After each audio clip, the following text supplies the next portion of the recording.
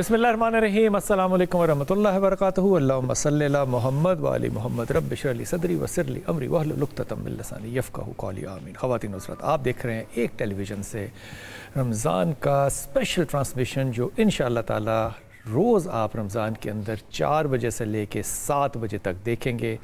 5 بجے جو ہیں وہ انشاءاللہ تعالی ہم اپنی جو کالز ہیں وہ بھی اوپن کر دیں گے، آپ ہمیں کال کر سکتے ہیں، اور اس دفعہ آپ ہمارے علماء اکرام سے باتیں بھی کر سکتے ہیں، سوالات بھی کر سکتے ہیں، وظائف بھی لے سکتے ہیں، جو بھی مشورہ لینا چاہیں لے سکتے ہیں۔ 5 بجے ہم انشاءاللہ تعالی اپنی کالز بھی کھول دیں گے۔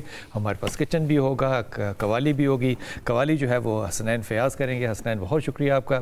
حسنین عمر میں چھوٹا ہے لیکن قوالی بڑی پکی پڑتا ہے ماشاءاللہ تعالی، اور ان کے پیچھے جو بیٹھے ہوئے ہیں ان کے والد، ذرا ہاتھ اٹھائیے گا، ان کے والد سے کہنا ہاتھ اٹھائیں۔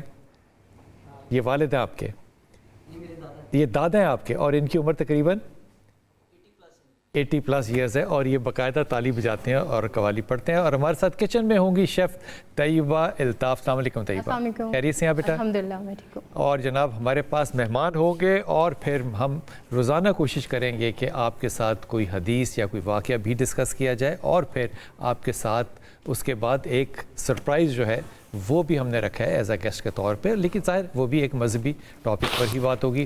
پہلے گھنٹے کے اندر ہم کوشش کریں گے کہ ہم پیورلی سوشیو ریلیجس ٹاپکس جو ہیں وہ آپ کے ساتھ ڈسکس کریں۔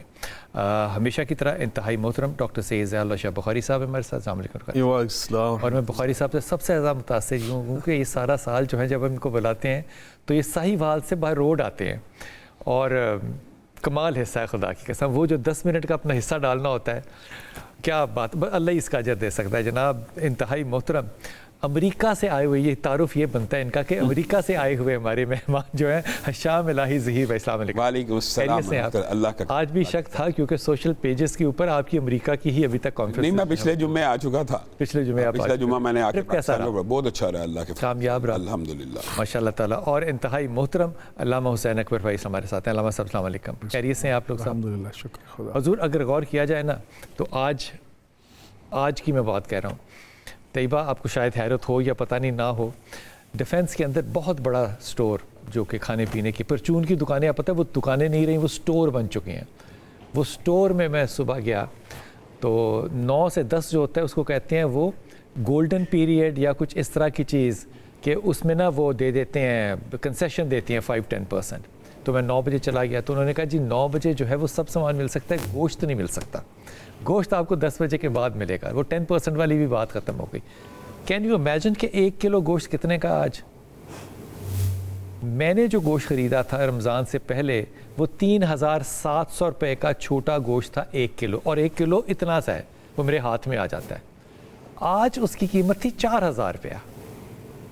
4000 روپیہ ایک ریکگنائزڈ بڑے سٹور پہ قیمت تھی۔ وہ جو چھوٹی دکانیں تھی وہ جتنا مرضی لیں وہ کوئی پوچھ نہیں سکتا۔ رمضان سے آنے سے پہلے جو ایک بہت بڑا تحفہ ملا پاکستان کی عوام کو، وہ تیل کی قیمتوں میں اضافہ تھا۔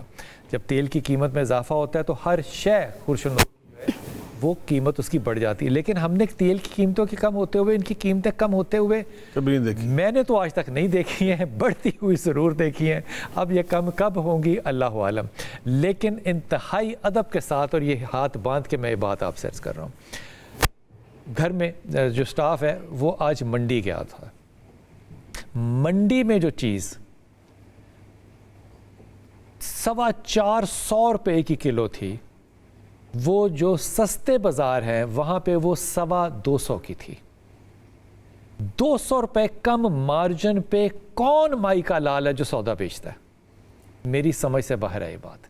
یا تو پرائسز رکھنے والوں کو منڈی کا نہیں پتا، یا جو روڈ پہ لوگ ہیں ان کو نہیں پتا کہ اس وقت قیمتوں کے حشر جو ہیں وہ کیا جا رہے ہیں۔ آج اپنے مہمانوں سے جو ہے وہ صرف ایک ہی بات کرنی ہے، اور وہ یہ کہ رمضان میں ہمارا مزاج کیسا ہونا چاہیے۔ رمضان میں ہم نے سارا دن جو ہے وہ حلال کھانے سے بھی اپنے آپ کو روک لیا، حلال کھانے سے بھی روک لیا، اور شام تک روکیں گے۔ اس کا آخر جو اجر اور ثواب ہے وہ اپنی جگہ ہے، اس کا حاصل کیا ہوگا ایک معاشرے میں کہ ساری دنیا جو ہے وہ کل سے چاند دیکھ رہی تھی، آج وہ روزے میں ہے، اس کا حاصل بہت بڑا ہونا چاہیے۔ مجھے ذہن میں بات آتی ہے کہ وہ رسول پاک صلی اللہ علیہ وسلم سے صحابہ نے پوچھا کہ یا رسول اللہ کوئی مسلمان جو ہے وہ ڈرپوک ہو سکتا ہے؟ آپ نے کہا ہاں ہو سکتا ہے۔ مسلمان ڈرپوک ہو سکتا ہے؟ آپ نے کہا ہو سکتا ہے۔ کنجوس ہو سکتا ہے؟ کئی باتیں تھیں، آپ نے کہا ہاں کنجوس بھی ہو سکتا ہے۔ مسلمان کیا نہیں ہو سکتا؟ رسول کا پتہ ہے کیا کال تھا؟ مسلمان دھوکہ باز نہیں ہو سکتا، دھوکہ والا مسلمان نہیں ہو سکتا۔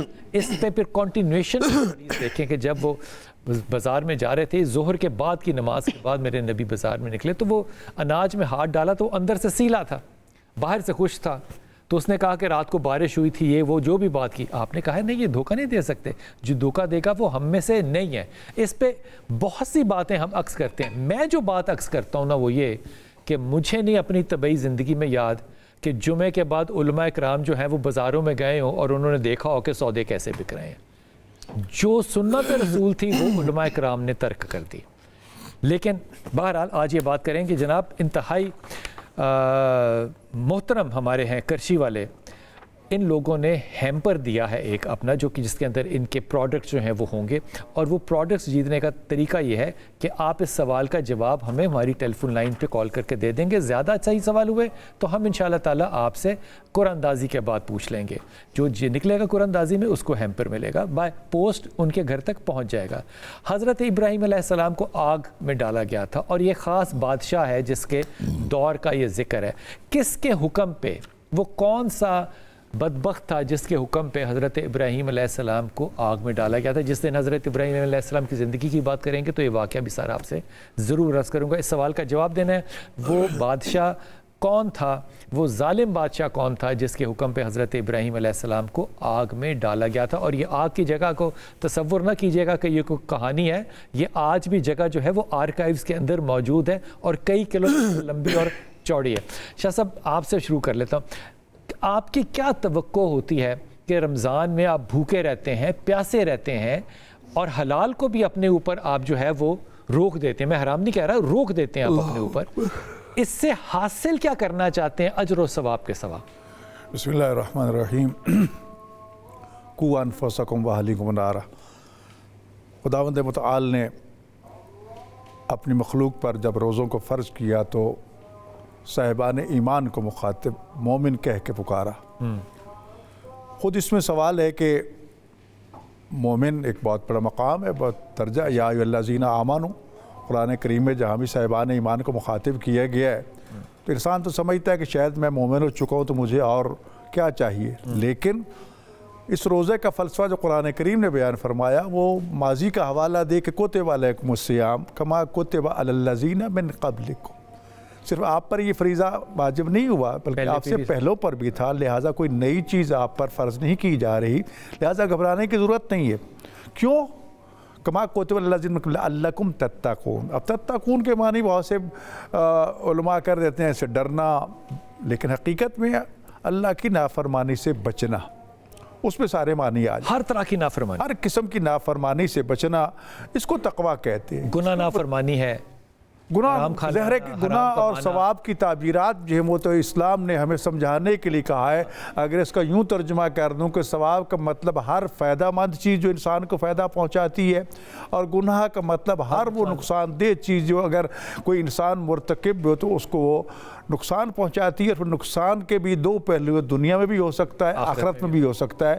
تو لہٰذا لعلکم تتقون جو کہا گیا وہ یہی ایک تاکہ آپ ان گناہوں سے، نافرمانیوں سے بچے۔ روزے کا لہٰذا بھوک اور پیاس، جس طرح مولا علی علیہ السلام نے ارشاد فرمایا کہ بہت سے ایسے لوگ ہیں جو صرف بھوک اور پیاس تو کرتے لیکن انہیں اس کا سوائے بھوک پیاس کچھ ملتا کیوں نہیں، کہ اصل فلسفہ بھوکا پیاسا نہیں ہے، وہ کیا ہے؟ اصل ہے وہ احساس پیدا کرنا کہ میں اس بھوک کو برداشت نہیں کر رہا، مجھ سے یہ پیاس برداشت نہیں ہو رہی ہے، جبکہ وسائل بھی میرے پاس موجود ہیں۔ تو ان بیچاروں فقراء اور مساکین کا کیا، اور فقراء اور مساکین کا کیا حال ہوگا کہ جن کے پاس کھانے کو بھی کچھ نہیں ہے، افطار سحر کے لیے بھی کچھ نہیں ہے، کوئی ان کے پاس وسائل زندگی موجود نہیں ہے، تو یہ انسان کے اندر ایک ہمدردی کا جذبہ پیدا ہوتا ہے۔ اس لیے افطار کو بھی سنت مؤکدہ قرار دیا گیا کہ اگر آپ بے شک کھجور کے ایک ٹکڑے اور پانی کے گھونٹ سے بھی روزہ افطار کرواؤ گے تو اتنا ثواب ملے گا جتنا پورا روزہ رکھنے کا ثواب ہے۔ بہت اچھی بات ہے ہشام بھائی، میں حضرت کی بات کو بالکل درست مانتے ہوئے یہ بات جو ہے نا وہ آگے لے کے جا رہا ہوں کہ اللہ چاہتا ہے کہ ہمیں احساس ہو ان کا جن کے پاس نہیں ہے۔ اس وقت پاکستان کے اندر 11 کروڑ لوگ ایسے ہیں، تخمینہ 11 کروڑ، جن کے پاس اگلے وقت کی روٹی نہیں ہے۔ پاکستان میں 54% بچوں میں سے بچے ایسے ہیں جو کہ میل نیوٹریشن ہے، یعنی کہ وہ نہ کھانے کی وجہ سے پورے گرو نہیں کر سکتے۔ پٹرول بڑھ جائے 7 روپے، گوشت ہو 4000 روپے کا، تو مطلب اس کا مطلب حاکموں میں سے کوئی روزے دار نہیں ہے؟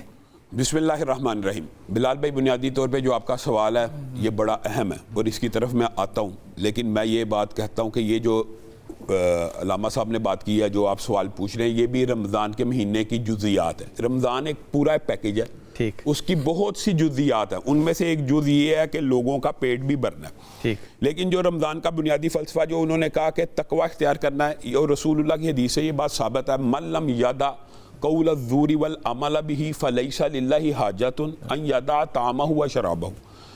جو بندہ بری بات نہیں چھوڑتا، جو آپ کہہ رہے ہیں، جو بندہ ظہیرہ اندوزی نہیں چھوڑتا، جو بندہ یہ جو منافع خوری نہیں چھوڑتا، منافع خوری نہیں چھوڑتا، جو بندہ بری بات نہیں چھوڑتا، اور جو جس حدیث کی طرف آپ نے اشارہ کیا کہ مومن جھوٹا نہیں ہو سکتا، یعنی کسی کو دھوکہ اور فریب میں مبتلا نہیں کر سکتا، تو اللہ کو کوئی حاجت نہیں ہے کہ وہ اپنا کھانا اور پینا چھوڑ دے۔ اللہ کو یہ حاجت نہیں ہے کہ کھانا ہمارے تو روزے ہی نہیں ہو رہے پھر۔ ہاں، تو بنیادی طور پہ پھر انہوں نے جو قول حضرت علی کا بیان کیا، یہ محدثین نے لکھا ہے کہ بہت سے روزے دار ایسے ہیں جنہیں پورے روزے سے فاقے کے علاوہ کچھ نہیں ملتا، اور بہت سے قیام کرنے والے ایسے ہیں جن کے پورے قیام سے تھکاوٹ کے علاوہ کچھ نہیں ملتا۔ روزے کی اصل غرض و غایت یہی ہے کہ انسان کے اوپر یہ اتنا عظمت والا، دیکھیں بلال بھائی، اتنا عظمت والا مہینہ ہے کہ اللہ رب العزت نے ایک ماحول کریٹ کیا، اور رسول اللہ کے ذریعے میں بتلایا کہ جنت کے دروازے کھول دیے گئے ہیں، جہنم کے سارے دروازے بند کر دیے گئے، بند ہو گئے، سرکش شیاطین کو جکڑ دیا گیا ہے۔ اور آپ دیکھیں گے کہ عام مسلمان، یہ بھی فیکٹ ہے کہ رمضان میں اس کا وہ زیادہ عبادت کرتا ہے، اور کیونکہ اللہ تعالیٰ نے ماحول کریٹ کیا، سرکش جنات قید ہیں، یہ کرین جو ان کا سب آرڈینیٹ جو ہمارے ساتھ ہوتا ہے، یہ ان سے انسٹرکشن باسز نہیں پاتا تو ویک ہو جاتا ہے، انسان کو نیکی کا موقع ملتا ہے۔ پھر رسول اللہ صلی اللہ علیہ وسلم نے کہا ایک منادی کرنے والا منادی بھی دیتا ہے، یا باغی الخیر اقبل، کہ اب نیکی کا طلبگار اب تو آگے بڑھ جا، اللہ نے ماحول تو کریٹ کر دیا، اے باغی شر اب تو رک جا۔ یعنی اللہ تعالیٰ کا ایک فرشتہ اذان دیتا ہے، منادی دیتا ہے کہ اللہ تعالیٰ نے جنت کے دروازے کھول دیا، جہنم کے دروازوں کو بند کر دیا ہے۔ ہر روز صحیح حدیث کے الفاظ ہے بلال بھائی، جب روزہ افطار کرتا ہے بندہ تو اللہ تعالیٰ ایک بہت بڑی تعداد ان جہنمیوں کی آزاد فرماتے ہیں جن کو یوم کتابت تقدیر میں جہنمی اللہ نے لکھا ہوا تھا، لیکن وہ جنت میں چلے جائیں گے۔ اور بعد محدثین نے دوسری حدیث کے ذریعے ان کی تعداد 1,00,000 بیان کی ہے، اور آخری دن اتنے ہی سارے کے سارے آزاد ہوتے ہیں۔ یعنی اللہ تعالیٰ نے آپ کو ایک پورا کا پورا پیکیج دیا ہے کہ اب تو نیکی کی طرف بڑھ جاؤ، اب تو اپنے دل میں کچھ احساس پیدا کر لو۔ اور میں ایک بات کہتا ہوں، پھر آپ بات کو آگے بڑھانا، اللہ تعالیٰ نے یہ جو موسم بنائے ہوتے ہیں نا، ان میں عبادات کا اجر و ثواب بھی بڑھتا ہے۔ یہ جو باتیں ہیں نا کہ کیا مسجد میں عبادت کا زیادہ ثواب ہے، جی ہاں، حرم میں زیادہ ثواب ہے، جی ہاں، مسجد نبوی میں زیادہ ہے، جی ہاں، مسجد اقصی، اسی طرح جمعے کا دن اہم ہے، جی اسی طرح رمضان کا مہینہ عبادات کے لحاظ سے اتنا اہم ہے بلال بھائی۔ ایک حدیث کافی ہے اس کی عظمت کو سمجھنے کے لیے۔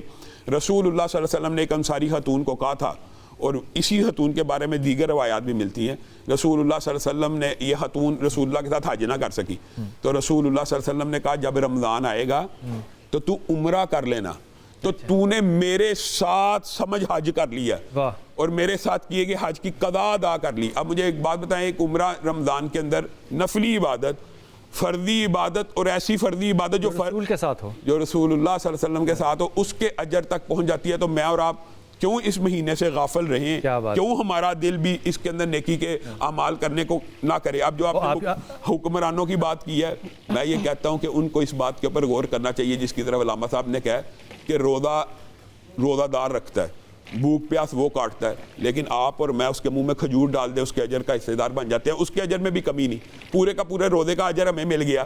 تو یہ جو منافع ہو رہی کھجور کھینچتا ہے منہ میں سے، یہی کہہ رہا ہوں، منافع ہو رہی اور ظہیرہ اندوزی کرنے والوں کے بارے میں آپ سوچیں کہ ان کے لیے کتنی وعید ہوگی۔ اور رسول اللہ کی صحیح سخت وعیدیں ان کے لیے موجود ہیں۔ سعید بھائی ہمارے جو ہیں وہ حج عمرے پہ گئے ہوئے ہیں، آپ کی بات سے یاد آ گیا، انہوں نے سب کو آپ کو سلام بھیجے اور دعائیں آپ کے لیے کی ہیں بہت زیادہ۔ حضور اقدس اگر جہنم کے دروازے بند ہوتے ہیں تو پھر اس مہینے جو مرے گا وہ جنت میں جائے گا، وہ کوئی بھی ہو؟ پہلی بات تو یہ۔ دوسری بات یہ کہ آپ کی نظر میں حاصل کیا ہے، کرنا ہے ہم نے اگلے 29 دن میں؟ بسم اللہ الرحمن الرحیم۔ بلا شبہ ماہ رمضان یہ اللہ کا ایک بہت بڑا ہمارے لیے، امت مسلمہ کے لیے، اللہ کے محبوب ہمارے سیدنا و مولانا جناب محمد کریم صلی اللہ علیہ وسلم کی نسبت جلیلہ سے ایک عظیم تحفہ ملا ہے، اور اس میں ہم نے کیا کرنا ہے؟ وہ اللہ نے خود ہمیں قرآن مجید میں بہت سارے اعمال سکھا دیے اور کچھ نبی پاک صلی اللہ علیہ وسلم کے اسوہ حسنہ سے ہمیں سمجھا دیے۔ سب سے پہلے ماہ رمضان کا عمل جو ہے وہ شہر رمضان الذی انزل فیہ القرآن ھدی للناس وبینات من الہدی۔ اللہ تعالیٰ نے ہمیں قرآن پاک کے ساتھ جوڑا ہے ماہ رمضان میں خاص طور پر، اور نبی پاک صلی اللہ علیہ وسلم کو اسوہ حسنہ بھی ہے کہ آپ جوڑنے کا کہا ہے، جی جڑے ہیں یا نہیں جڑے ہیں یہ الگ بات ہے۔ یہ تو ہمیں ترغیب دے دی نا اللہ تعالیٰ نے، اور ہمیں اختیار بھی دے دیا، انا ہدینہ السبیل اما شاکرا و اما کفورا، کہ اب تمہارا اختیار ہے کہ تم میرے شکر گزار بندوں کا راستہ اختیار کرتے ہوئے میرے قرآن کو پڑھو۔ ھدی للناس وبینات من الہدی، وہ سرچشمہ ہدایت ہے، والفرقان، تمہارے نفع و نقصان کے لیے میں نے اس کو حد فاصل بنا کر بھیجا ہے، اس سے استفادہ کرو، یہ نور ہے۔ استفادہ صرف پڑھنے کا کرنا ہے؟ پڑھیں افلا یدبرون القرآن ام علی قلوب اقفالها، اللہ نے ہمیں تدبر، اس پہ غور و فکر کرنے کا، اس کے معنی مطالب سمجھنے کا اور ان اصول زندگی کو اپنانے کا، حرز جاں بنانے کا سبق دیا ہے۔ یہ دعوت دی ہمیں قرآن پاک پڑھنے کا مطلب یہ۔ حضرت عبداللہ ابن عمر رضی اللہ تعالیٰ عنہ فرماتے ہیں ہم قرآن کیسے پڑھتے تھے؟ ہم 10 آیات کا سبق لیتے تھے، اس کو حفظ بھی کرتے، اس کے معنی مطالب بھی یاد کرتے اور ان پر عمل کرتے، پھر اگلا سبق لیتے تھے۔ اس طرح قرآن پڑھنا چاہیے۔ اور دوسرا عمل ہے وہ ہے اس میں ہم نے روزے رکھنے۔ من صام رمضان ایمان و احتسابا غفر له ما تقدم من ذنبی، اس کی برکت سے پہلے سارے گناہ معاف ہو جاتے ہیں۔ اللہ نے فرمایا فمن شاہد منکم الشہر فلیصمہ، جو اس مہینے کو پائے اس پہ فرض ہے۔ اور تیسرا ہم نے کیا کام کرنا ہے؟ من قام رمضان ایمانا و احتسابا غفر له ما تقدم من ذنبی، ہم نے قیام اللیل کرنا ہے۔ اور چوتھا ہم نے کام کیا کرنا ہے؟ وہ اللہ نے خود قرآن کی انہی آیات میں فرمایا، ماہ رمضان کی مناسبت سے آپ نے پوچھا 29 دن ہم نے کیا کرنا ہے؟ اللہ فرماتے ہیں انہی آیات میں وَإِذَا سَأَلَكَ عِبَادِي عَنِّي فَإِنِّي قَرِيبٌ أُجِيبُ دَعْوَةَ الدَّاعِ إِذَا دَعَانِ۔ کثرت سے آپ نے دعائیں مانگنی۔ نبی پاک فرماتے ہیں ثلاث دعوات لا ترد، 3 دعائیں تو اللہ رد کرتا ہی نہیں۔ ان 3 میں فرمایا ودعوۃ الصائم، جب روزے کی حالت میں مسلمان دعا کرتا ہے اللہ ضرور اس کی دعا قبول فرماتا ہے، چاہے وہ ذخیرہ اندوز ہو۔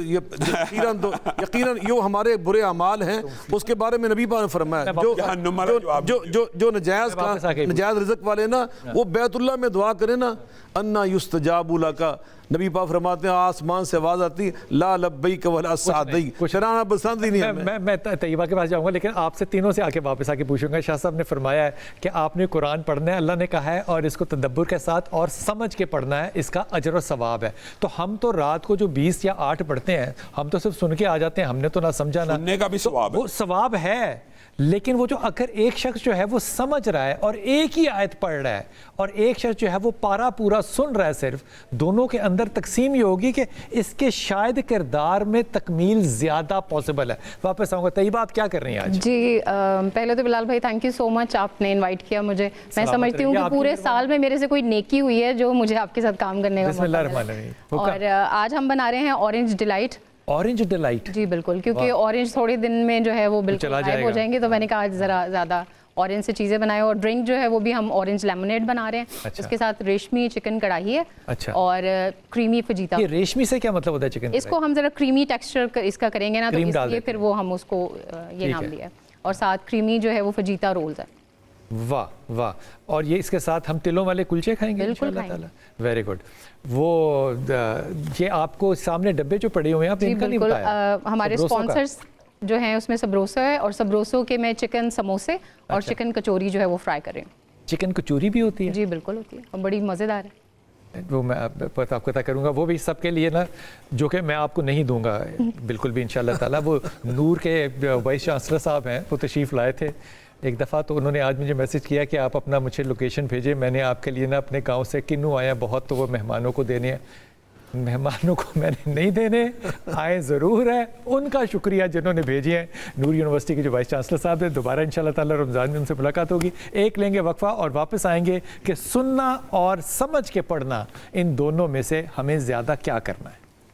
बिस्मिल्लाहिर्रहमानिर्रहीम। जनाब, मैं वो सवाल छोड़ के गया था शाह साहब। एक तो पहले आप उम्रे पे जा रहे हैं, परसों आपने बताया, आपको मुबारक और हमें आपने दुआ में याद रखा। मुबारक जनाब, अल्लाह ताला आपका उम्रा कबूल करे, आमीन। हुजूर अक़दस ये फरमाइए कि मैंने कुरान सुनना है, वो तरावी में हो या अदरवाइज़ हो, या पढ़ना है, मुझे समझ नहीं आ रहा। और एक ये कि मैं आप जैसे किसी उस्ताद के पास बैठ के अगर एक हिस्सा चंद आयात भी समझ लूँ और 30 आयात आखिर के अंदर मेरी अक्ल और मेरी खोपड़ी के अंदर आ जाएं और मैं उन पर अमल कर लूँ, इनमें से ज़्यादा बेहतर चॉइस कौन सी होगी जो मेरे किरदार में तब्दीली ला सकती है? तीनों मराहल जो हैं अपनी अपनी जगह पे बड़ी अज़मत और अहमियत के हामिल हैं। कुरान करीम की तिलावत के हवाले से कुरान करीम ख़ुद इरशाद फरमा रहा है कि जब कुरान पढ़ा जा रहा हो तो पूरे गौर से खामोशी के साथ सुनिए, अदब के साथ एहतराम। तो गोया कि पढ़ना अपनी जगह पर इबादत, देखना अपनी जगह पर इबादत, सुनना अपनी जगह पर इबादत। मैं तो कहता हूँ सोचना भी इबादत है। अब उसके बाद जो फ़हम कुरान की बात आ जाती है तो फ़हम कुरान उससे कहीं ज़्यादा अजीम है। ये कहना कि मैंने इतने कुरान ख़त्म कर लिए, इतने पारे पढ़ लिए, ठीक, लेकिन हज़रत इमाम रिज़ा अलैहिस्सलातु वस्सलाम फरमाते हैं कि मैं 3 दिन में कुरान करीम ख़त्म किया करता था। फरमाया आप नाते के इमाम, नाते के कुरान 3 दिन में, फरमाया मैं इतना गौर व फिक्र करता था, हर आयत पे इतना गौर व फिक्र करता था कि मुझे 3 दिन लग जाते थे। अब हमारे लिए 3 दिन कुछ भी नहीं है, लेकिन इमाम के लिए 3 दिन बहुत बड़ा अरसा है। तो ये पैगाम है कि असल गौर व फिक्र है। गौर व फिक्र में तदब्बर कुरान खुदा खुद दावत दे रहा है कि आसमान की तरफ देखो, ज़मीन की तरफ, हैवानात की, जमादात की, कितनी मिसालें दे के खुदा कह रहा है। अब गौर व फिक्र से इंसान यकीनन खुदा की अज़मत, उसकी कुदरत और फिर उसकी वसतें जो इनामात और इकरामात, उनकी तरफ जाता है, तो यकीन कामिल और बढ़ता है, अक़ीदा तौहीद और रिसालत और नबूवत और मजबूत होता है। तो लिहाजा गौर व फिक्र उससे कहीं बेहतर है। बेशक आप पूरा कुरान ख़त्म न कर सकें, लेकिन जितना गौर फिक्र करके अमल कर लेंगे वो कहीं अफजल है। और फिर आज के वाले से माह रमज़ान में एक कुरान करीम की आयत मजीदा की तिलावत पूरे ख़त्म कुरान का सवाब है। हुज़ूर अक़दस, हम आपको नहीं लगता कि सवाब के मामले में हमें पता है कि 30 नेकियां कितनी होती हैं, 100 कितनी होती हैं, 70 कितनी होती हैं, 80 कितनी, इन सारे मामलात ने हमें वो फ़हम और अदराक से दूर कर दिया?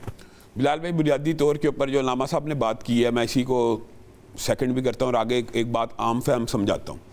कुरान पाक को पढ़ना गौर व फिक्र से ही चाहिए। कुरान किताब हिदायत है। अल्लाह रब्बुल इज़्ज़त ने एक लेटर मुझे और आपको लिखा है, एक पैगाम दिया है। दुख और अफसोस की बात है, आपने पूरी ज़िंदगी वो खोल के पढ़ा ही नहीं कि अल्लाह हमसे चाहता क्या है। आपकी माँ या आपका बाप या मेरा बाप बाहर से हमें लेटर लिखे, चाहे वो अंग्रेज़ी में हो, फ्रेंच में हो, मैं दावे से कहता हूँ वो घर में हम उसको ताक में नहीं रखेंगे, किसी ट्रांसलेटर के पास लेके जाएंगे कि यार मेरे बाप ने मुझे क्या लिखा। वो आगा जी आपने गलतियां की है ना, आप कहते हैं कि इसको सवाब और अजर होगा, तो हम कहते हैं सवाब और अजर ले लेते हैं। अच्छा, अब मैं इसकी एक अगली बात ये कहना चाहता हूँ, लेकिन ये समझना कि इसको खाली पढ़ना ऐसे है जैसे माज़अल्लाह फ्रेंच में गालियां निकालना, ये भी नहीं, ऐसा नहीं।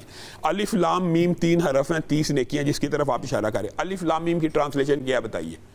किसी को नहीं पता, लेकिन इसका मतलब है इसके ऊपर नेकियां हैं। ये किताब सवाब भी है, असल ये किताब हिदायत है, लेकिन ये किताब सवाब भी है और किताब शिफा भी है। अगली बात लोग ये करते हैं कि बेशक कुरान तदब्बर फहम के लिए आया, लेकिन यार आप मौलवियों ने इसको पढ़ पढ़ के फूंकना शुरू कर दिया और दम की किताब बना।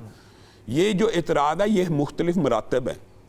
व नुनज़्ज़िलु मिनल कुरान मा हुआ शिफा, किताब शिफा भी है, किताब सवाब भी है, किताब हिदायत भी है। लेकिन आप जो बात कह रहे हैं असल मकसद समझना और गौर व फिक्र अल्लाह का पैगाम लेना है। लेकिन ये कहना कि जो बंदा क़याम, देखिए अभी इन्होंने हदीस पढ़ी है, मन कामा रमज़ाना ईमानन व इहतिसाबन गुफ़िर लहु मा तक़द्दम मिन ज़ंबी, जो सिर्फ रमज़ान की इन 30 रातों में क़याम कर ले और सुन ले, सिर्फ 8 रकात या 20 जो पढ़ते हैं वो पढ़ ले, तो पूरे पिछले गुनाह माफ़ है। और इसी पर बस नहीं है, सिर्फ जो लैलतुल क़द्र एक रात में खड़ा होकर सुन ले, ये सिर्फ एक रात में खड़ा होकर सारे पिछले सारे गुनाह माफ़ हो गए। इसका मतलब पीछे जो उसने सारी चोरी की, जो उसने ज़ख़ीरा अंदोज़ी की, जो उसने गरीबों का हक मारा, जो उसने बहनों की जदाद में हिस्सा नहीं दिया, ये सारे माफ़ हो गए। अब अगला साल शुरू। लाल भाई, सगीरा गुनाह माफ़ होते हैं, कबायर तो तौबा से माफ़ होते हैं। इसमें हुकूक अलग से, हुकूक माफ़ नहीं, कबायर तो तौबा से माफ़ ना करें, इसमें हुकूक माफ़ नहीं होते। हुकूक जब तक अदा नहीं करेगा उस वक्त तक माफ़ नहीं होंगे, बेशक मैदान अरफा में मौजूद है। कीमतें बढ़ाई या किसी का हक तो मारा है ना, है, मैं अर्ज कर देता हूँ, आपकी तरफ तर्जमानी कर देता हूँ इंशाल्लाह। अर्ज़ ये है कि पहली बात जो भी आपने इरशाद फरमाया कि तलावत करना, सुनना, जिस पे दोनों अल्लामा शाम साहब ने और علامہ مسعود اکبر صاحب نے فرمایا، یہ قرآن پاک کی آیت مبارکہ سورہ الجمعہ کی دوسری، اس میں اللہ تعالیٰ نے ان ساری چیزوں کی جو تاثیر اس کو خود بیان فرمایا. والذی بعث فی الامیین رسولا منہم یتلو علیہم آیاتہ. جی اس پہ تو اعتراض ہی نہیں. مجھے اب عرض کرنے نہیں ابھی آپ نے فرمایا کہ آپ نے تلاوت کے لگا دیا، یہ تو اللہ نے لگایا، یہ رسول اللہ کو اسوہ حسنہ ہے نہیں، اس کے اثرات ہیں، اس کی تاثیر ہے صرف تلاوت کی. صرف تلاوت کرنے سے انقلاب آتے ہیں. اس لیے پاکستان میں کوئی قرآن میں عرض کرتا ہوں صحیح ہم نے نہیں واقعتاً پڑھا جتنا پڑھنا چاہیے تھا. یقیناً ہم سے کوئی کمی ہے، ہم سے کمی ہے، کوتاہی ہے. قرآن میں اللہ نے انقلاب کے 4 مراحل بیان فرمایا. اس میں پہلا مرحلہ یہ تھا یتلو علیہم آیاتہ، دوسرا تھا یزکیہم، تیسرا تھا ویعلمہم الکتاب، پھر والحکمہ. تو بہرکیف جو تلاوت ہے یہ اس کی اہمیت اپنی جگہ پہ ہے، اس سے ہمیں کبھی انکار نہیں کرنا چاہیے. ماہ رمضان خاص طور پر واقعتاً تلاوت قرآن کا ہے مہینہ، اور نبی پاک صلی اللہ علیہ وسلم واقعتاً تلاوت کرتے تھے، کثرت سے کرتے تھے. جبریل امین علیہ السلام کے ساتھ مل کر پورے قرآن نبی پاک تلاوت فرماتے، جبریل سنتے، ایک پھر جبریل تلاوت کرتے، نبی پاک سنتے. سوال چھوڑ کے جا رہا ہوں، اب جی سوال چھوڑ کے جا رہا ہوں، کیا بنگلہ دیش میں قرآن ہم سے بہتر پڑھا جاتا ہے؟ بس آپ نے اس کا جواب دینا، سنجیدگی سے دینا ہے. میں دوں گا جواب، سنجیدگی سے دینا ہے. وقفہ لیتے واپس آتے ہیں. یہ اللہ نے جواب دیے ہوئے ہیں قرآن پاک میں بنگلہ دیش. بسم اللہ الرحمن الرحیم. جناب گفتگو جو ہے وہ اس پیرائے میں ہو رہی ہے کہ جو تاثیر ہے قرآن کی وہ کیسے زیادہ حاصل کی جا سکتی ہے، تاکہ جب آج 29 یا 30 دن کے بعد ہم یہاں پر بیٹھیں تو جو حاصل رمضان کی ہم بات کریں گے ہمیں سمجھ میں آئے کہ ثواب کے علاوہ ہم نے حاصل کیا کیا ہے. بسم اللہ الرحمن الرحیم. بلال بھائی بنیادی طور کے اوپر یہ جو آپ نے سوال کیا یہ بڑا اہم ہے. قرآن پاک کو کی تاثیر بہرحال حاصل ہوگی تو ترجمے کے ساتھ، فہم کے ساتھ، سوچ سمجھ کے. اگر آپ اپنی تلاوت کی مختلف تقسیم کرتے ہیں، مطلب احادیث ہیں، رسول اللہ صلی اللہ علیہ وسلم نے فرمایا جو بندہ ایک رات میں 1000 آیات کا قیام کرے اس کے لیے ایک ایسا خزانہ لکھا جاتا ہے کہ جس کی کوئی مثال نہیں. اس کا مطلب یہ وہ 1000 آیات کا، میں آپ کو ایک عام فہم اس کا بتاتا ہوں، صرف 29واں اور 30واں پارہ انسان اگر 2 رکعتوں میں پڑھ لینا تو پوری 1000 آیات بن جاتی ہے. یہ آپ پڑھ لیں ثواب کے لیے، یعنی دونوں کام کرنے ہیں جیسے تینوں تک. اب آپ ایک پارہ کھولیں، آپ کے میں نے جتنا اللہ تعالیٰ نے اب مجھے یہ وقت دیا 2 گھنٹے 3 گھنٹے، اب میں نے صرف تدبر کرنا، اب میں نے صرف غور و فکر کرنا ہے. پھر آپ وہ 2 گھنٹے اس میں لگا لیں. وہ جو 29واں 30واں پارہ نا وہ 45 منٹ میں جو شروع میں پڑھیں گے وہ 45 منٹ میں پڑھ لیں گے، ورنہ عام جو تیز پڑھتا ہے وہ 30 منٹ میں پڑھ سکتا ہے. اب آپ 2 گھنٹے تدبر کے اوپر لگا لیں تو آپ قرآن پاک سے فہم بھی حاصل کر لیں گے. وہ جو آپ اصل جس چیز کی طرف آپ چاہتے ہیں کہ لوگ متوجہ ہوں تو قرآن، اور میں یہ بات آپ کی بات کی وہ سیکنڈ کرتا ہوں کہ یہ جو معاشرے میں یہ غلط العام بات ہے کہ قرآن پاک کو براہ راست ترجمے سے نہ پڑھو گمراہ ہو جاؤ گے. اس سے بڑی، میں یہی کہہ رہا ہوں، اس سے بڑی گمراہ سوچ و فکر کوئی نہیں ہے. بنیادی طور پہ یہ جو جملہ تھا نا یہ کس لیے بلال بھائی کہ جس نے ٹرانسلیشن کرنی ہے، خود کرنی ہے، لوگوں کو بتانی ہے، اس کو تو 14 علوم چلو آنے چاہیے، لیکن جس نے اردو پڑھنی ہے اس کو تو صرف اردو آنی چاہیے. تو قرآن پاک کو براہ راست ترجمے سے پڑھنا چاہیے. اور یہ کتاب ہدایت ہے، یہ ہدی للناس ہے، ہدی للمتقین کے علاوہ ہدی للناس ہے. براہ راست ترجمے سے پڑھیں. اور میں یہ آن ایئر کہہ رہا ہوں کہ قطعاً کوئی گمراہی نہیں ہے، آپ براہ راست قرآن کو پڑھیں. اور یہ سارے فتوے بذات خود گمراہ کن ہے کہ قرآن پاک کو براہ راست پڑھنے سے بندہ گمراہ ہو جاتا ہے. ایک تو یہ بڑی تسلی کرا دی انہوں نے ان لوگوں کی، ظاہر ہمیں اندازہ تھا ان لوگوں کی. شاہ جی جب فلسطین کا جھگڑا ہو رہا تھا، سیریا کے اندر آپ دیکھیں سب جب جھگڑے ہو رہے ہوتے ہیں تو ہم کہتے ہیں آئیں دعا کریں. میں یہ نہیں کہہ رہا دعا نہیں کرنی، نہ میں یہ کہہ رہا ہوں کہ دعا کرنے کا اثر نہیں ہے. میں کہہ رہا ہوں کہ سارے لوگ جو ہیں وہ عملی کردار سازی دکھانے میں مسلمان بحیثیت امہ ناکام ہو گئے ہیں. اس کی کوئی تو وجہ ہوگی نا کہ ثواب اور اجر تو مل رہا ہے، ملے گا بھی، آئندہ بھی ملے گا، دیکھنے سے سوچنے سے بھی ملے گا، لیکن وہ عملی وہ جو اسباب ہے وہ کہاں گئی؟ دیکھیں ہر ایک کی ذمہ داریاں متعین کر دی گئی ہیں. ایک بندہ جو ہے وہ کسی کو عملی طور پر فائدہ نہیں پہنچا سکتا، دعا تو کر سکتا ہے نا. جی خداوند متعال نے دعا کا جو عظمت بیان فرمائی، اصلاح الانبیاء کہا اس کو.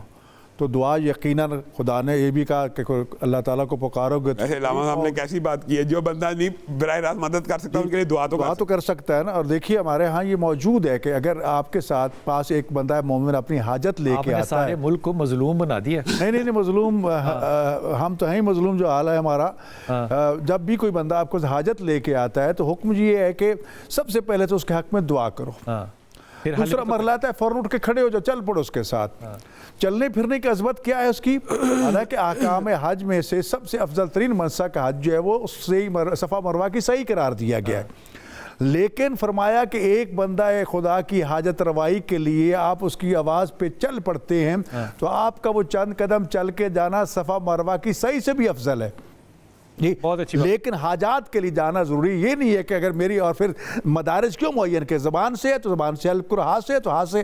شکر تشکر کا بھی یہی صورت عالی نہیں کہ ہاتھ میں تسبیح پڑھ کے 100 مرتبہ شکر اللہ شکر نہیں فرمایا. مولا علیہ السلام نے فرمایا کہ جو اللہ تعالیٰ نے آپ کو وسائل دی ہیں، جو طاقت دی ہے، جو نعمتیں عطا فرمائی، ان کو مخلوق خدا کی خدمت میں خرچ کرنا، یہ ہے شکر خدا. واپس آئیں گے تو میں جناب زیادہ کی بات لے کر جاؤں گا کہ وہ جو کردار تھا وہ نظر ہمیں پچھلے سالوں کے اندر نہیں آیا. پچھلا سال بھی ہم نے سارا رمضان جو ہے وہ فلسطین کے لیے دعائیں بھی کی، آنسو بھی بہائے، عملی کام کچھ نہیں کیا. واپس آتے ہیں بات کرتے ہیں. جناب علی، آج کا سوال تھا جو کہ کرشی کے ہیمپر کے لیے ہے کہ حضرت ابراہیم کو آگ میں جلانے کا حکم جو ہے وہ کس کمبخت بادشاہ نے دیا تھا؟ اس کا جواب آپ ہمیں فون پہ دیں گے تو پھر ہم آپ کو ہیمپر دیں گے. یہ جو لوگ اپنے بچوں کو روزہ کشائی کرانا چاہتے ہیں یا کرائیں گے، اگر وہ ان کی ویڈیو بنا کے اسی نمبر پہ جس پہ کہ آپ نے اس سوال کا جواب دینا ہے ہمیں بھیج دیں گے تو ہم انشاءاللہ تعالیٰ ان 30 دنوں میں اس بات کو ریلے آپ ضرور اس کو ہم انشاءاللہ تعالیٰ آن ایئر بھی کریں گے. اس ویڈیو کا جو ہے وہ 30 40 50 60 سیکنڈ سے زیادہ کا دورانیہ نہیں ہونا چاہیے. واپس آتے ہیں جناب اپنے موضوع پہ. حضور اقدس، اگر یہ جو بھی آپ لوگ گفتگو فرما رہے ہیں، گفتگو پہ کوئی اعتراض نہیں ہے، لیکن ان ساری گفتگو سے یہ لگتا ہے کہ مسلمان بنیادی طور پہ آخرت کے لیے ہیں. ان کا دنیا کے اندر کوئی بہت ایکٹیو رول یا ہوگا نہیں یا ہے نہیں یا یہ کرنا ہی نہیں چاہتے. بسم اللہ الرحمن الرحیم. اللہ تعالیٰ نے تو ہمیں جو دعائیں سکھائی ہیں نا، اور میں ایک جامع دعا ہے، ربنا آتینا فی الدنیا حسنہ وفی الآخرۃ حسنہ. ہمیں آخرت سے پہلے دنیا چاہیے، یہ اللہ تعالیٰ نے ہمیں خود سکھائی ہے. نبی کریم علیہ الصلوۃ والسلام یہ بھی بتایا کیسے چاہیے، جیسے اللہ نے ہمیں اصول زندگی سکھائے ہیں. اگر ان اصول زندگی ہم اپنا لیں تو ہم کامیاب ہو جائیں. ہماری ناکامی اسی لیے جو آپ جو بات ارشاد فرما رہے ہیں کہ آپ کو یوں مایوسی نظر آئی ہے کہ شاید ہم دنیا کے اندر وہ کر نہیں پا رہے جو ہمارا دل چاہتا ہے، تو اس لیے ہمیں یوں لگتا ہے کہ ہم سے آخرت کے لیے نہیں. ہم انسان جو ہے دنیا میں آئے، مسلمان خاص طور پہ، ہم ایک بہترین، بلکہ امت مسلمہ تو اللہ نے بھیجا ہی پوری اس دنیا کے لیے رہنما بنا کر. اللہ خود قرآن میں فرما رہا ہے کنتم خیر امت اخرجت للناس تأمرون بالمعروف وتنہون عن المنکر. کس سے پہلے؟ حضرت امام مہدی کے زمانے میں. اس دور میں بھی ہوگا اور پورے سارے ادوار میں ہوگا، اپنی اپنی بساط کے مطابق. آج کل کا یہ دور نہیں، اپنی کیوں یہ بھی دور ہے الحمدللہ. بالکل ہم جس دور سے گزر رہے ہیں، ابھی آپ نے دیکھا اللہ کے فضل و رحمت کے ساتھ پاکستان نے جو کردار پیش کیا ہے، جو اس کو اعزاز اللہ نے عطا کیا ہے. ہم نے مارکہ حق میں بنیان و مرصوص آپریشن میں اللہ کی سایہ مبارکہ پہ عمل کیا ہے. ہمارے فیلڈ مارشل سپہ سالار اعظم نے ایک بڑی کانفرنس میں جنرل حافظ سید عاصم منیر صاحب نے یہ ارشاد فرمایا تھا کہ وَعِدُّوا لَهُم مَّا اسْتَطَعْتُم مِّن قُوَّةٍ وَمِن رِّبَاطِ الْخَيْلِ تُرْهِبُونَ بِهِ عَدُوَّ اللَّهِ وَعَدُوَّكُمْ وَآخَرِينَ لَا تَعْلَمُونَ مَا اللَّهُ يَعْلَمُهُم، کہ اللہ کی سیاحت پہ عمل کر کے ہمیں من حیث الامت آگے بڑھنا ہوگا. اور وہ کیا ہے کہ دشمن کے مقابلے میں تم اپنے آپ کو تیار کرو، جو تمہاری ذمہ داریاں ہیں ان کے ادراک و احساس کرو، اور صحیح طور پر اپنا وجود منوانے کے لیے. اور ہمارا وجود جو ہے یہ جو ہمارا وجود ہم نے منوانا ہے نا، وہ شر کے لیے نہیں ہے، وہ دوسروں کو نقصان پہنچانے کے لیے نہیں ہے. فرمایا تم ساری انسانیت دنیا میں بھیجے گئے ہو، خیر الناس من ینفع الناس، تم نے سارے انسانوں کو فائدہ پہنچانا ہے. تو آج الحمدللہ بات جو ہے یہ بالکل ٹھیک ہے جی، اس پہ کوئی دو رائے نہیں ہے. تو وہ فائدہ جو ہے وہ آپ کا ہمسایہ ملک جو ہے وہ دہشت گردی کر کے پاکستان میں پھیلا رہا ہے. آپ کے جو ہمسایہ ممالک ہیں سمندر کے دوسری طرف وہ فنڈ کر کے پہنچا رہے ہیں. بھائی مسلمان وہ کون سی قوم ہے جو کہ آپ کہہ رہے ہیں کہ جس نے اس دنیا کو لیڈ کرنا ہے؟ لیڈ کرنے والے لوگ تو وہ ہیں جن کا روزے سے تعلق ہی کوئی نہیں ہے. بنیادی طور پہ بلال بھائی قرآن کی مزید آیات بھی اس حوالے سے واضح. هو الذی ارسل رسولہ بالہدی ودین الحق لیظہرہ.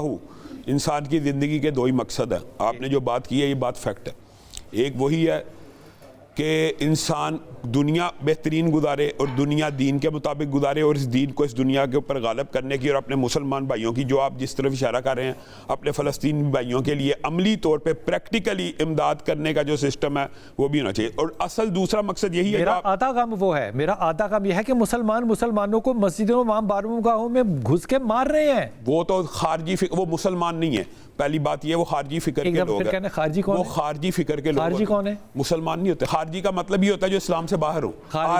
خارج سے مطلب وہ جو فلسفہ تھا کہ یہ طالبان ہے وہ بغیرت مسلمان ہی نہیں ہے. ہم نے 25 سال لگا دیے یہ بات سمجھنے میں. بلال بھائی یہ بتائیں کہ جو بندہ کسی کلمہ گو مسلمان کے اوپر حملہ کرتا ہے, میں کہتا ہوں کسی کافر کو جو آپ کے ساتھ رہتا ہے عیسائی رہتا ہے اس کو مارنا جائز. تو ہم تو 25 سال پہلے بھی کہہ رہے تھے کہ یہ مسلمان نہیں ہے. وہ خارجی فکر کے لوگ ہیں. یہ اس بارے میں تو امت کا اجماع ہے کہ جو مسلمان کلمہ گو کے اوپر حملہ آور ہو اس کو قتل کرے. وہ تو اجماع چھوڑ کر نا, میں آپ کی اجازت سے حدیث صحیح مسلم میں حدیث ہے, نبی پاک فرمایا سباب المسلم میں فسوق وقتالو کفر, کہ جو مسلمان کو قتل کرتا ہے نا نجائز وہ تو کفر کا ارتکاب کرتا ہے. ومن یقتل مؤمنا متعمدا فجزاؤ جہنم, چاہے اس کی شکل و صورت جیسی مرضی مسلمان ہو جیسی ہو, اس سے فرق ہی نہیں پڑتا. بلال بھائی آپ کو پتہ ہے کہ یہ بات جو اب 25 سال لگے آپ کو اس بات پہ آنے کے لیے. اداروں نے تحقیق کی ہے کہ ایکچولی بھی وہ غیر مسلم ہوتے ہیں. آپ کی بات 100% نہیں 1000% درست ہے. دوسری بات یہ ہے کہ بلال بھائی بنیادی طور پہ انسان کی زندگی کا جو دوسرا مقصد ہے نا, آپ اس کو بالکل مائنس نہیں کر سکتے کہ مسلمانوں کی زندگی کا مقصد یہ ہے کہ آخرت کامیاب ہو جائے.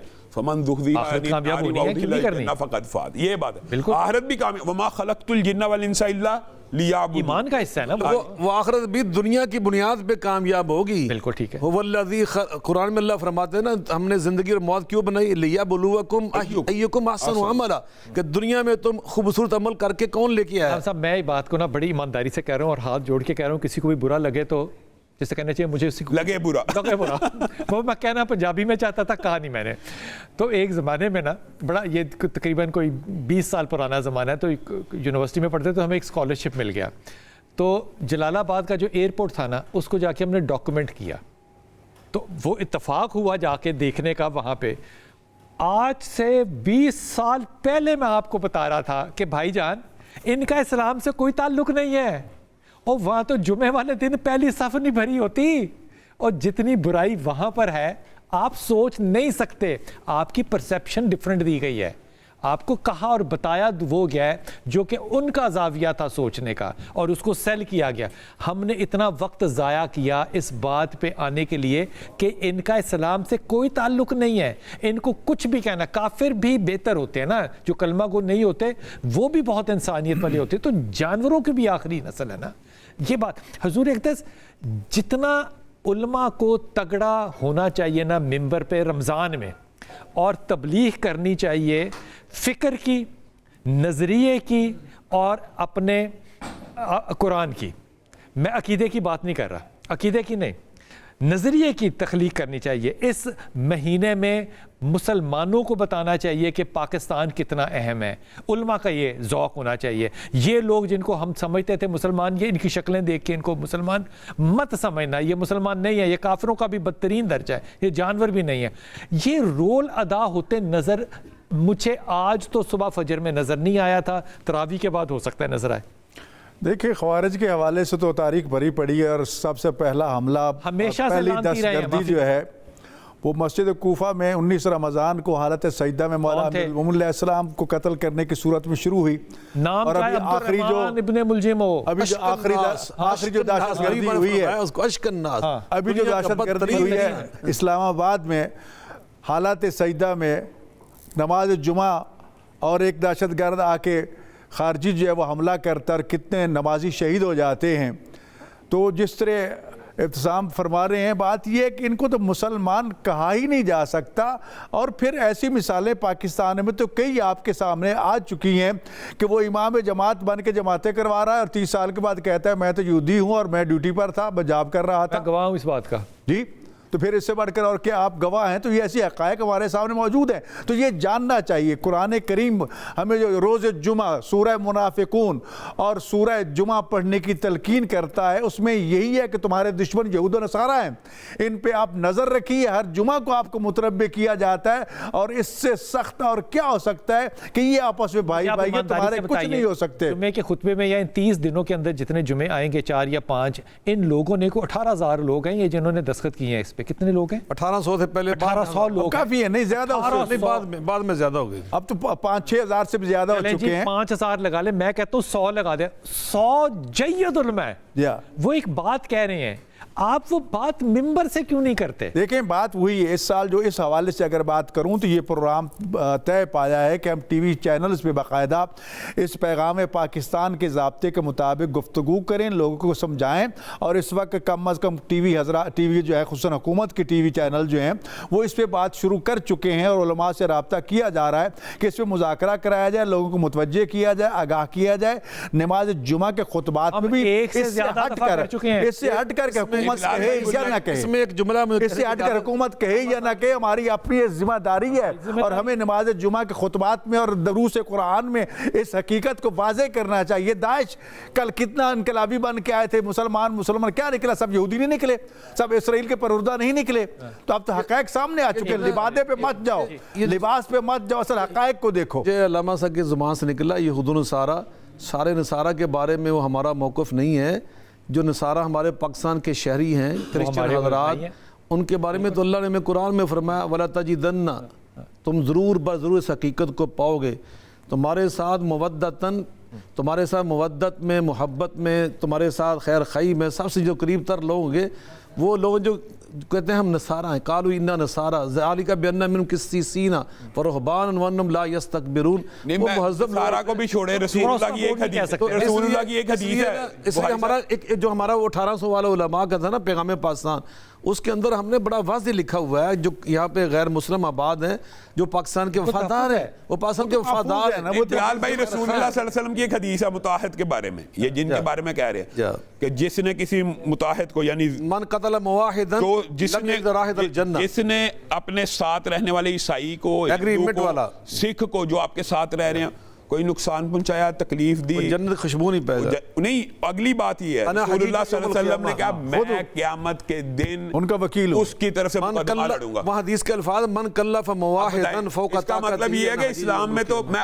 آج ایک اور پیغام بھی دینا چاہتا ہوں، آپ کی بات بھی درست ہے، لیکن دوسری بات میں ان کے ذریعے سے یہ پیغام بھی ان کی موجودگی کا فائدہ اٹھاتے ہوئے، ہماری معاشرے میں اس وقت تو فرقہ واریت موجود ہی نہیں تھی، کیوں جی آئی تھی؟ کوئی فرقہ وریت نہیں تھی، تو یہ باضابطہ طور پہ امام بارگاہ کے اوپر حملہ کرنا فرقہ وریت کو ایک چنگاری کے طور کے اوپر پیش کرنے کی بھی، یہ بھی دوسرے اینگل بھی بڑی بات ہے کہ وہاں نماز جنازہ میں ہر طرح کا عالم، چلے یہ بھی چھوڑے، فرقہ وریت تو معاشرے میں اس ٹائم ایگزسٹ ہی نہیں تھی کر رہی، تو ان کے طبقہ فکر کو بھی یہ بات سوچنی چاہیے کہ یہ سازش ہے، یہ بیرونی سازش ہے، اور یہ ان کو بھی یہ سمجھتا ہے۔ اور میں یہاں پر کوئی جو بھی رد عمل آیا وہ یہی، اب ہمارے ان شہداء اور زخمیوں کی عیادت کے لیے ہمارے اہل حدیث دوست دوسرے مسالک لینے لگا کے کھڑے ہیں، خون لے لیجیے، وہاں پر جو خون دینے والے تھے نا، شکریہ ادا کیا اور ہمارے ساتھ کھڑے، ہم نے قتل ان کو یہ نہیں کہا کہ آپ ان میں سے شامل ہیں۔ دیکھیے زخمیوں جن لوگوں نے کیا وہ خوارج ہیں، اہل حدیث سے، تو اس لیے یقیناً الحمدللہ ہمارے نوجوانوں کا حال یہ ہے فرقہ وریت نہیں ہے معاشرے میں، یہ بنا فرقہ واریت کی نہ جگہ ہے، نہ کوئی عالم جو جید عالم ہے، نہ کوئی اس کو سپورٹ۔ لال بھائی لیکن اس کی ایک بات ہے، میری ایک درخواست ہے آپ سے، یہ جو خوارج کہتے ہیں نا، اس سے زیادہ گندا، گھٹیا یا غلیظ کوئی اور لفظ نہیں ہوتا۔ رسول اللہ صلی اللہ علیہ وسلم نے یہ ٹائٹل دیا انہیں، خوارج سے زیادہ کیا غلیظ ہو، زیادہ غلیظ ہو نہیں سکتا۔ خوارج کا مطلب ہوتا ہے جو دین سے نکل گئے، سے کیا تعلق ان کا دین سے کوئی تعلق نہیں ہے، تو رسول اللہ صلی اللہ علیہ وسلم کی حدیث بنیادی طور کے اوپر ہمیں معاشرے میں، میں یہ بات سمجھتا ہوں، اور یہ پیڈ ہے سارا، میں یہ بات سمجھتا ہوں کہ سے پیسے لینے، بالکل اسرائیلیوں سے پیسے لینے، امریکہ کا اسلحہ استعمال کرنا اور کہنا اپنے آپ۔ ابھی چند دن کی بات ہے، ایک معتبر ہستی نے ہمیں یہ بتایا کہ پاکستانی بڑے فخر کرتے ہیں کہ دیکھو جی کل طالبان کی وہاں حکومت آئی ہے اور ڈالر وہاں کتنا سستا ہو گیا، پاکستان میں ڈالر کتنا مہنگا ہے. تو حقائق یہ سامنے آئے کہ ٹوٹل وہاں ڈالر امریکہ بھیج رہا ہے، مسلسل بھیج رہا ہے، اور باقاعدہ اب یہ دیکھیں، اب اینگل دوسری طرف چلا گیا. اب یہ پوری طالبان کے بارے میں بات ہو رہی ہے. ہم پورے طالبان کو خوارج کی بات کر رہے ہیں، خوارج کی بات. اب بات سمجھیں، جی بات سیدھی سی ہے. ہم میں ایک بات اور کہنا چاہتا ہوں، یہ اہل تشیع سے تعلق رکھتے ہیں، میں اہل حدیث سے. بقائے باہمی ہوگی، فرقہ وریت کا ماحول نہیں ہوگا، لیکن اس کا مطلب یہ نہیں کہ مکالمہ بھی نہیں ہوگا. ہم ایک دوسرے کو دلائل سے، ہم یہاں پہ بیٹھے میں دلائل دیں، کسی کو ہماری زندگی ہو گئی دلائل دیتے ہوئے، بحثیں کرتے ہوئے، اور کتنا مکالمے کی اجازت ہوتی ہے معاشرے، صحت مند معاشروں میں مکالمے. وقفے پہ جائیں گے، واپس لائنز کھلی ہوں گی انشاءاللہ تعالیٰ، اور آپ ہمیں کال کر سکیں گے، ہمارے علماء کرام ہوں گے، آپ جو بھی بات جو بھی سوال کرنا چاہیں کر سکتے ہیں. وقفہ لیں گے، واپس آتے ہیں. بسم اللہ الرحمن الرحیم. جناب ہمارا ٹیلی فون نمبر آپ کے سامنے ہے، آپ ہمیں کال کر سکتے ہیں. ابھی بچوں نے 3 بچوں نے جو ہے وہ مجھے میسج کیا ہے. ایک ہیں ہماری بہت ہی پیاری بیٹی سویرا، اس نے کہا ہے، اور ایک ہیں عبداللہ محمد، اور ایک ہیں جناب سید ہادی صاحب. انہوں نے کہا ہے کہ جناب ہماری والدہ کہتی ہیں یا اسکول جاؤ یا روزہ رکھو. تو دونوں میں سے بات تو مشکل ہے، لیکن سارے بچوں سے یہ میرا ریکویسٹ ہے کہ وہ اپنے والدین کی بات جو ہے وہ مانیں، جیسے جیسے ماما کہیں ویسے ویسے کرنا ہے. لیکن ایک شرط کے اوپر روزہ رکھنا ہے سب نے، کہ آپ نے اس دن اپنی نمازیں جو ہیں وہ پوری کرنی ہے. میں نے اکثر دیکھا ہے کہ بچے جو ہیں یا بڑے بھی اس میں شامل ہیں، وہ فجر کی اور مغرب کی نماز پڑھتے ہیں، درمیان میں جو نماز ہے وہ چھوڑ دیتے ہیں. وہ نماز بھی آپ نے ضرور پڑھنی ہے. تینوں بچوں نے خاص طور پہ جیسے والدہ کہیں ویسے آپ نے کام کرنا ہے. کالر ہمارے ساتھ ہیں. السلام علیکم. ہیلو، السلام علیکم. وعلیکم السلام. بھائی میں آپ کو آن لائن دیکھتی تھی تو میری کال نہیں تھی ملتی. میری سسٹر ہے، اس کا نام ہے ایرم. اچھا. اس کے ہسبینڈ کا نام ہے علی. ان کی شادی ہوئی ہے، ماشاءاللہ بہت زیادہ ویل سیٹ ہے، مطلب کہ کافی رئیس ہیں، مطلب کہ ان کے معاملات کافی اچھے سے شادی کے بعد. مطلب کہ اب ان کی 3 بیٹیاں ہیں. پتہ نہیں شاید میری سسٹر یا دونوں میں کیا نہ مطلب کہ کیا ہے مس انڈرسٹینڈنگ ہے. وہ کہتے ہیں کہ مطلب کہ یہ بدتمیزی کرتی ہے، میں نے اس کو رکھنا نہیں ہے. وہ رکھنا بھی نہیں چاہتے، اس کو چھوڑنا بھی نہیں چاہتے، اور ڈیورس بھی نہیں دینا چاہتے. آئی ڈونٹ نو مطلب کہ وہ کیا چاہتے ہیں. ہم لوگ تو بہت زیادہ پریشان ہیں اس بات کو لے کے. جب انہوں نے ڈیورس کیا ہی نہیں ہے تو پھر پریشانی کا ہی کیا ہے؟ نہیں، شادی نہیں کی انہوں نے. مطلب کہ وہ کہتے ہیں کہ آپ اپنی امی کے گھر چلے جاؤ، میں نے نہیں رہنا مطلب کہ تمہارے ساتھ. تم بدتمیزی کرتی ہو، یہ کرتی ہو، وہ کرتی ہو. وہ بدتمیزی کرتی ہے نا کہ نہیں کرتی؟ وہ بدتمیزی کرتی ہے نا؟ کرتی ہیں. ہاں وہ یہی کہتے ہیں، ان کے ہسبینڈ تو یہی کہتے ہیں، ہمیں کمپلین کرتے ہیں کہ یہ بدتمیزی کرتی ہے میرے ساتھ. بیٹا پہلی بات تو یہ کہ جب بدتمیزی کر رہا ہو اور کوئی شوہر اپنی بیوی کو کوئی چھوٹا موٹا تھریٹ دے رہا ہو تو اس کا یہ مطلب نہیں ہے کہ اس کے اوپر کوئی عذاب الہی پیدا ہو گیا. وہ بدتمیزی نہ کرے، وہ بات ختم کر دے گا. ہی از اے گڈ مین. اس میں پرابلم کیوں ہے؟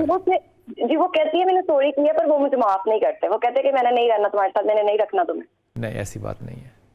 ارم بات کو بہت بڑا چڑھا کے کہہ رہی ہے. وہ اپنی زبان کو پاک کر لے، اللہ تعالیٰ اس پہ آسانی کر دے گا. ٹھیک ہے. اور ایک اور میں آپ سے بات پوچھوں. جی. میرا بھتیجا ہے، وہ باہر ہوتا ہے، اس کا نام ہے محمد احمد. وہ 4 سال کا. مطلب کہ وہ باتیں جو ہے نا مطلب کہ اس نے لیٹ کرنی شروع کی ہیں. مطلب کہ کافی مطلب کہ جیسے بچے ہوتے ہیں 2-2.5 سال کے بعد باتیں کرنا سٹارٹ ہو جاتے ہیں نا، اس نے باتیں لیٹ کرنا سٹارٹ کیا. مطلب کہ کیا مسئلہ ہے اس کو، میں یہ پوچھنا چاہتی ہوں. میری بات بھی تو آپ کو بہت زیادہ لائک کرتی ہیں، مطلب کہ بہت زیادہ آپ کا نا وہ کہاں رہتا ہے بچہ جو ہے؟ رہتا کہاں ہے بچہ؟ اٹلی میں رہتا ہے. بچہ اٹلی میں رہتا ہے. اٹلی میں رہتا ہے. تو ابھی تک لوگوں نے اس کو سائیکالوجسٹ نے سائیکائٹرسٹ نے ڈائگنوز نہیں کیا؟ انہوں نے بولا ہے کہ اس کو آٹوزم نہیں ہے. آٹوزم نہیں ہے. آٹزم جو ہے نا اس کو کہتے ہیں آٹزم اسپیکٹرم. اسپیکٹرم کا مطلب ہوتا ہے اتنی بڑی رینج. اس کے اندر سپیچ ڈیلے بھی ہو سکتی ہے، سوشل انگزائٹی بھی ہو سکتی ہے، سوشل ڈسکنیکٹ بھی ہو سکتا ہے. یہ حصہ اسی کا ہوتا ہے. اس لیے اس کو لیبل نہیں کرتے باہر کے ممالک میں، اس لیے کیونکہ پھر وہاں پہ پیسہ بڑا خرچ ہوتا ہے، ان کو میڈیکل ٹریٹمنٹ دینی پڑتی ہے. سو اس کو تھیراپیز دیں. سپیچ تھیراپی ماں سے کہیے اسے 2-3 گھنٹے ٹیبل پہ بیٹھ کے باتیں کیا کرے. انشاءاللہ تعالیٰ اللہ آسانی کرے گا. اور آیت کریمہ جو ہے وہ پڑھ کے بچے پہ دم کیا کرے. بیویاں جو ہیں یہ بات پھر ہم نے کسی دن انشاءاللہ کرنی ہے کہ قانون سازی ایک الگ چیز ہے کہ بیوی کو گھور کے نہیں دیکھ سکتے، لیکن میاں بیوی کے رشتے میں اوروں کو تو شامل نہیں ہونا چاہیے نا، کہ بہنیں بھی شامل ہو جائیں، ان کو بھی پتہ ہو، ساس کو بھی پتہ ہو، نند کو بھی پتہ ہو کہ کیا ہو رہا ہے. یہ پرائیویسی کیوں نہیں ہوتی؟ دیکھیں جی قرآن کریم نے تو مرد عورت کو ایک دوسرے کا لباس قرار دیا ہے. تو لباس تو ہر چیز کو ڈھانپ لیتا ہے. نہ کہ ایکسپوز کرتا ہے. تو لہٰذا بات تو یہ ہے کہ میاں بیوی کو اپنے درمیان ہی معاملہ رکھ کے اس کو سلجھا لینا چاہیے. اور جیسا کہ حدیث میں موجود ہے اگر شوہر بیوی سے کوئی سخت کلامی کرتا بھی ہے اور نوبت یہاں تک پہنچتی ہے کہ نکل جاؤ یہاں سے میرے گھر میں مت رہو, تو وہ اس پہ عمل نہ کرے, بیٹھ جائے اور پھر اس کو اتنا پیار اور محبت دے کہ میں تیرے بغیر کچھ بھی نہیں, میں نہیں جاؤں گی. تو یقیناً سنگ دل بھی انسان جو ہے وہ جی میں نے آج سے 10 سال پہلے بیگم کو کہا تھا کہ ٹھیک ہے تم پہ چلی جاؤ جہاں تمہارا دل چاہتا ہے, اس نے کہا تھا تم چلے جاؤ, پر دیکھو ختم ہو گئی بات. تو بات تو یہ ہے کہ جب آپس میں ایک دوسرے کو حقوق کا خیال رکھیں اور بات کو بڑھانا نہیں چاہیے, بات کو ختم کرنا چاہیے. تو پھر میں سمجھتا ہوں یہ باتیں اگر اولاد کے سامنے ہوں تو پھر اور نفرت پیدا ہوتی ہے, بہت بڑی اچھی بات کی آپ نے. تو اس لیے اگر یہ میاں بیوی کے درمیان کا معاملہ ہے تو ایک دوسرے کے راز وہیں تک رہیں, وہیں ختم کریں. اقرا ہے ہمارے ساتھ جنگ سے. السلام علیکم اقرا. وعلیکم السلام. جی اللہ کا کرم بیٹی, حکم. میں نا کچھ گھر کے بارے میں بات کرنا چاہتی ہوں. بولو بیٹا, بولو. میرے گھر میں اتنی لڑائی وغیرہ رہتی ہے, میرا میاں نے میری عزت نہیں کرتا. تمہارا اقرا میاں کا نام کیا ہے؟ علی حسنین. کیا نام ہے؟ بہت زیادہ خرچہ بھی نہیں دیتا. علی حسنین. علی کیا؟ حسنین. علی حسنین. ہاں جی. علی حسنین اچھا آدمی ہے اقرا. خرچہ بھی نہیں دیتا, ساری بات. بچے ہیں آپ کے؟ لڑائی جھگڑا. بچے ہیں؟ 2 بیٹے ہیں, جڑوا 2 بیٹے ہیں. کیا کرتے ہیں وہ 2 بیٹے؟ چھوٹے ہیں, 3 سال کے ہیں. تو ان کا کھانا پینا خرچہ کون اٹھاتا ہے؟ وہ ہی اٹھاتا ہے, تھوڑا بہت, زیادہ اتنا خاص نہیں اٹھاتا. ٹھیک ہے, تو تمہیں پرابلم یہ ہے کہ وہ تمہاری عزت کرے؟ ہاں جی عزت کرے, اور جب میں ناراض ہو جاتی ہوں 4 پیسے پڑ جاتی ہوں, علاج نہیں کرتا, کچھ دن بعد کرتا جب اخیر آ. اچھا مجھے اقرا یہ بتاؤ, آپ پڑھی لکھی ہیں, کچھ تعلیم ہے آپ کی؟ ہاں جی. کتنی؟ مڈل. تم نے ایک کام کرنا, اور یہ تمہارا وظیفہ بھی ہے اور چلہ بھی ہے, پھر میں نے آپ کے پاس آنا. یہ جو آپ کہتی ہیں نا جب کرتا نہیں ہے وہ, تو یہ کرتا نہیں ہے وہ جو ہے نا, یہ نہ کیا کرو, کہا کرو کرتے نہیں ہیں. وہ ایسا کہتے ہیں, انسان بک جاتا ہے. جب تم عزت نہیں کرو گی تو تمہاری عزت میری بیٹی کیسے ہوگی؟ یہ سمجھ میں آتی ہے بات؟ ہاں جی آ رہی ہے, میں تو عزت کرتی ہوں. تم نے آن ایئر نہیں اس کی عزت کی بیچارے کی, تم نے اڑا کے رکھ دیا اس کو. نہ کرو ایسا, بچوں کے اوپر اس کا برا اثر پڑے گا. تم اپنے غصے کا جو ذکر نہیں کر رہی نا, اس کے لیے تم نے لا حول ولا قوت الا باللہ یہ پڑھنا ہے, اور ہر وقت پڑھنا ہے. غصہ تو بہت زیادہ کرتی ہوں, پتہ نہیں یہ مجھے کیا. تو یہ جب تم نے بولنا ہونا تو اس وقت تسبیح شروع کر دیا کرو, ٹھیک ہے؟ یہ میں معافی کے ساتھ, یہ میں صحیح نہیں, عزت کریں گے تو عزت ہوگی نا. یقیناً یہ تو عزت کو پلیٹ میں رکھ کے تھوڑی دیتا ہے. ایسے نبی کریم علیہ الصلوۃ والسلام نے ہمیں کتنی پاکیزہ تعلیم دی ہے خامد بیوی کے معاملات کے ضمن میں, کہ خیر متاع الدنیا المرأۃ الصالحہ. آپ فرماتے ہیں انسان کا سب سے بہترین خزانہ نیک بیوی کا ساتھ اور رفاقت ہے. اور نیک بیوی کسے آپ بیان فرماتے ہیں؟ آپ فرماتے ہیں اذا رات سرہ, وہ گھر سے جب باہر ہوتا ہے تو وہ اس کے گھر کی دیکھ بھال کرتی ہے, بچوں کی حفاظت کرتی ہے, اپنے اخلاق کو پاکیزہ رکھتی ہے. اور جب وہ واپس گھر آتا ہے نا, اذا رات سرہ, پہلی نظر میں ہی اس کو خوش کر دیتی ہے, اس انداز سے استقبال کرتی. جو بھی آپ نے بیٹی کو اچھی بات کیا یار, کیا اچھی بات. ابھی آپ نے آج کو سمجھایا نا بیٹی کو, اقرا کو, کہ جب وہ آئے تو آپ نے ادب کے ساتھ بات, اس کا احترام ملحوظ رکھ کر. نبی پاک صلی اللہ علیہ وسلم فرماتے ہیں کہ میرے دین میں اللہ کے سوا سجدہ کسی کے لیے روا نہیں ہے. اگر ہوتا نا تو میں عورت کو حکم دیتا, بیوی کو, کہ ان تسجد لزوجها من اعظم حقہ علیہا, کہ اپنے شوہر کا جو عظیم حق اللہ نے اس پہ رکھا ہوا ہے نا, اس کا, اس کو ادا کرتے, اس کو سجدہ کیا کرے. یعنی اتنا حق ہوتا ہے خامد کا. لیکن خامد کو بھی نبی پاک صلی اللہ علیہ وسلم نے فرمایا خیرکم لأہلہ وانا خیرکم لأہلی. تم میں سے بہترین انسان وہ نہیں جو دوستوں میں سر بیٹھ کر اچھے اخلاق والا ہے, جس کا سب سے اچھا اخلاق اپنی بیوی کے ساتھ ہو نا, وہ سب سے اچھے اخلاق والا ہے. اور میں تم میں سب سے زیادہ اچھے اخلاق والا اپنے اہل خانہ کے ساتھ. اور حضرت ماں جی عائشہ صدیقہ رضی اللہ تعالیٰ عنہ فرماتی ہے نا, آپ فرماتی ہے کہ نبی پاک صلی اللہ علیہ وسلم حضرت خدیجہ الکبریٰ سلام اللہ علیہ ان کے ساتھ اتنی محبت کرتے تھے کہ وہ دنیا سے جا چکی تھی بہت سال پہلے, لیکن آپ ہمیشہ ان کا ذکر خیر کریں. اور ان کی سہیلیوں کو ہمیں ان کی سہیلیوں تک آپ تحفے بھیجا کرتے تھے. حالانکہ ان کی ہمشیرہ آئیں تو ان کے احترام جلدی سے اٹھ کر بیٹھ گئے اور کہا مجھے یوں لگا کہ ختیجہ کی آواز میں نے سن لی. 1 منٹ میں آپ نے مجھے بتانا ہے کیا کیا بنایا.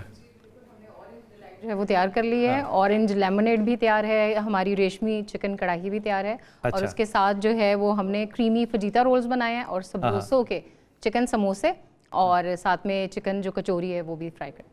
یہ جناب میں کیونکہ دکھا نہیں سکا تو میں واپس آ کے دوبارہ ان سے لوں گا ساری ڈیٹیلز. اور یہ جو بات ہے نا ادب والی, یہ میں آپ کو بات ایمانداری سے کہہ رہا ہوں اور بالکل سچے دل سے کہہ رہا ہوں, اور ایک گواہ کے طور پہ کہہ رہا ہوں کہ آپ سوچ سکتے ہیں کہ ہمارے اس پلیٹ فارم سے میں ذاتی طور پہ علماء کرام کے ساتھ کتنی بحث کرتا ہوں, ہر طرح کی بحث کرتا ہوں, غصے والی بحث بھی ہوتی ہے, لیکن میں آپ کو قسماً کہہ رہا ہوں کہ اگر مجھے موقع ملے نا تو میں ان لوگوں کی جوتیوں میں بیٹھوں اور صرف ان کی جوتیوں میں بیٹھوں, کیونکہ یہ ادب کرنا جو ہے نا یہ ان لوگوں نے سکھایا ہے. جب آپ اپنی محفلیں اچھی کریں گی نا تو آپ کو کردار سازی بھی ہوگی ساتھ ساتھ. اس لیے اگر آپ کو لگتا ہے کہ آپ کے اندر کوئی کردار کی کمی ہے تو خدا کے واسطے آپ اپنی محفلوں کو اچھا کریں, اچھے لوگوں سے ملیں تاکہ آپ کو اچھی باتیں سکھائیں. اس پہ واپس آ کے آپ کو ایک حدیث بھی سناتا ہوں, وقفہ لیتے ہیں واپس آتے ہیں.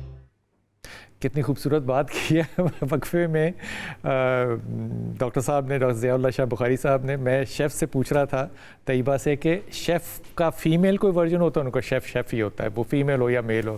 ڈاکٹر صاحب نے فوراً کہا, انہوں نے کہا بھائی جان اینکر بھی میل ہو یا فیمیل ہو تو وہ اینکر ہی ہوتا ہے, اس میں بھی میل فیمیل کوئی نہیں ہوتا.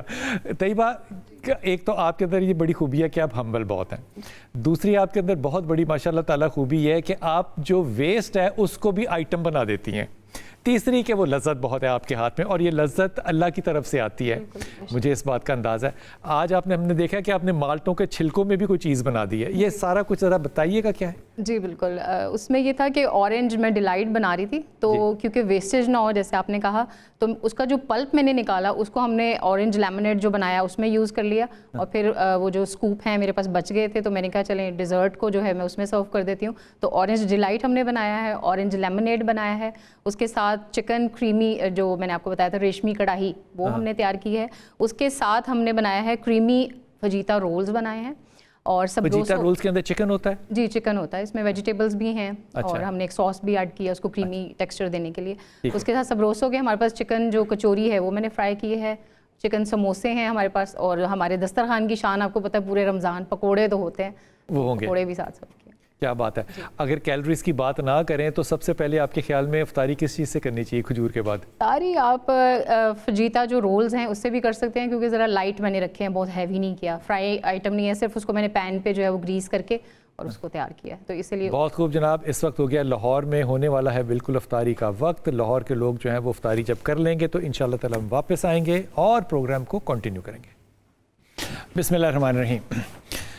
جب سے ہم نے ہوش سنبھالی ہے, ہماری مائیں جو ہیں بڑے جو ہیں وہ حضرت آدم علیہ السلام کا جو ہے وہ قصہ ہمیں سناتے رہے ہیں. حضرت آدم علیہ السلام کا قصہ ہو یا کسی بھی نبی اللہ کا قصہ ہو, یہ قرآن کے قصہ القرآن جو ہے اس سے حاصل کیے جاتے ہیں, لیکن یہ سارے قصے جو ہیں یہ قرآن کے اندر ایک ترتیب میں نہیں ہے. جو سب سے زیادہ ترتیب میں قصہ ہے وہ حضرت یوسف علیہ السلام کا ہے, وہ بھی انشاءاللہ کسی دن عرض کروں گا.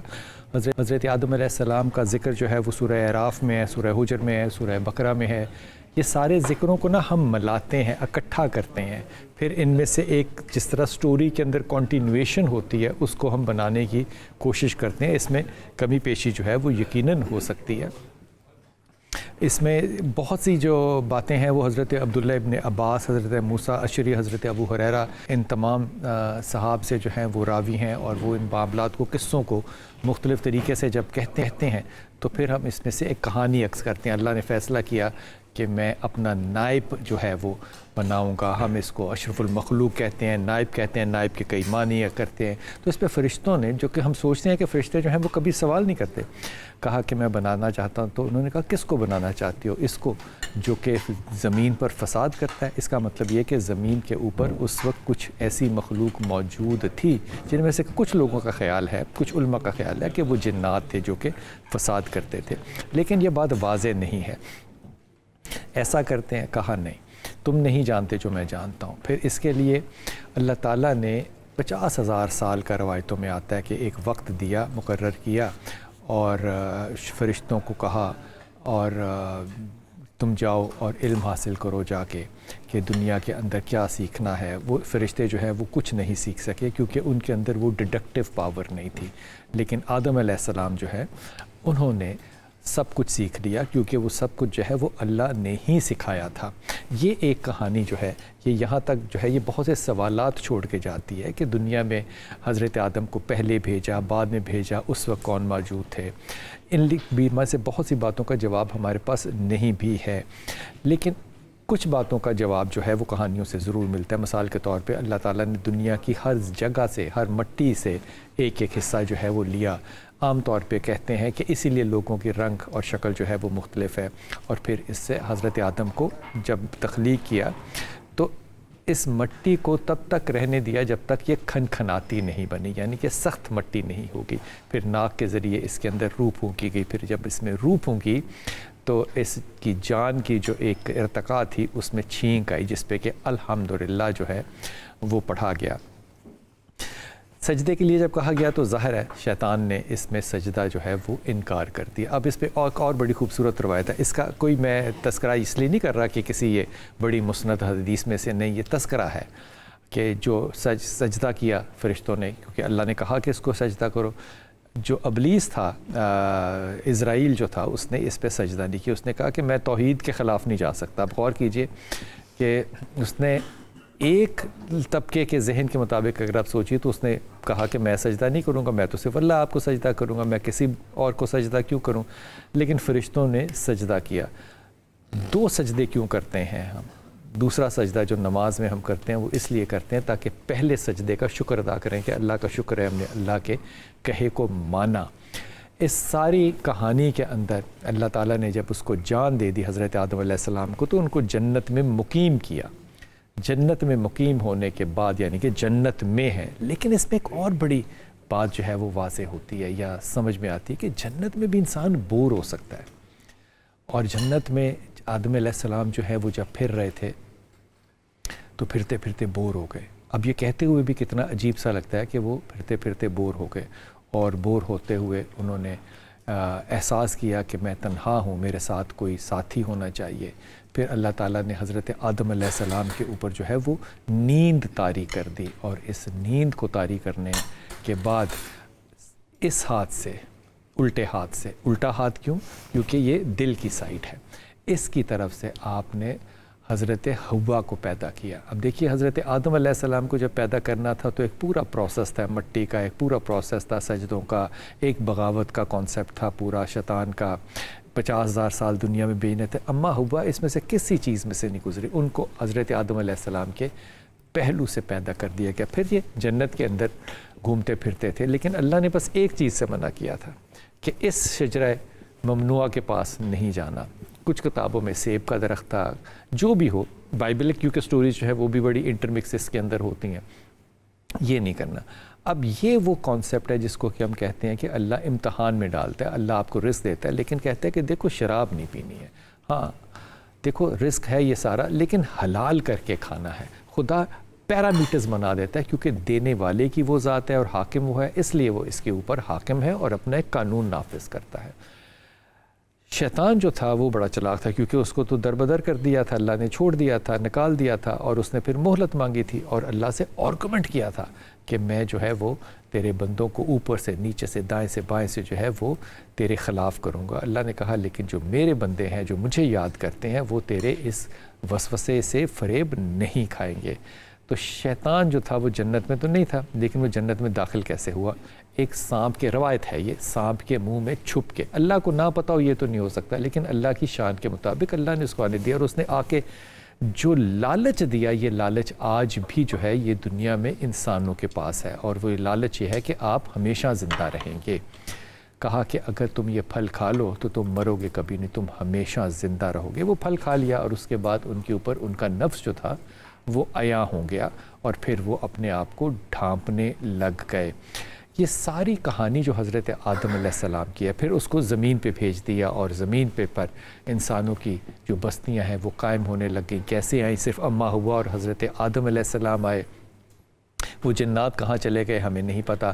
پھر حضرت آدم علیہ السلام اور اماں حوا کے جو بچے ہیں وہ صبح شام پیدا ہونے شروع ہو گئے, اور پھر ان بچوں کی آپس میں کراس میرجز شروع ہوئیں, اور ان میرجز میں حابیل اور قابیل جو دو بھائی تھے ان کے درمیان جھگڑا ہوا, اور قابیل نے حابیل کو مار دیا.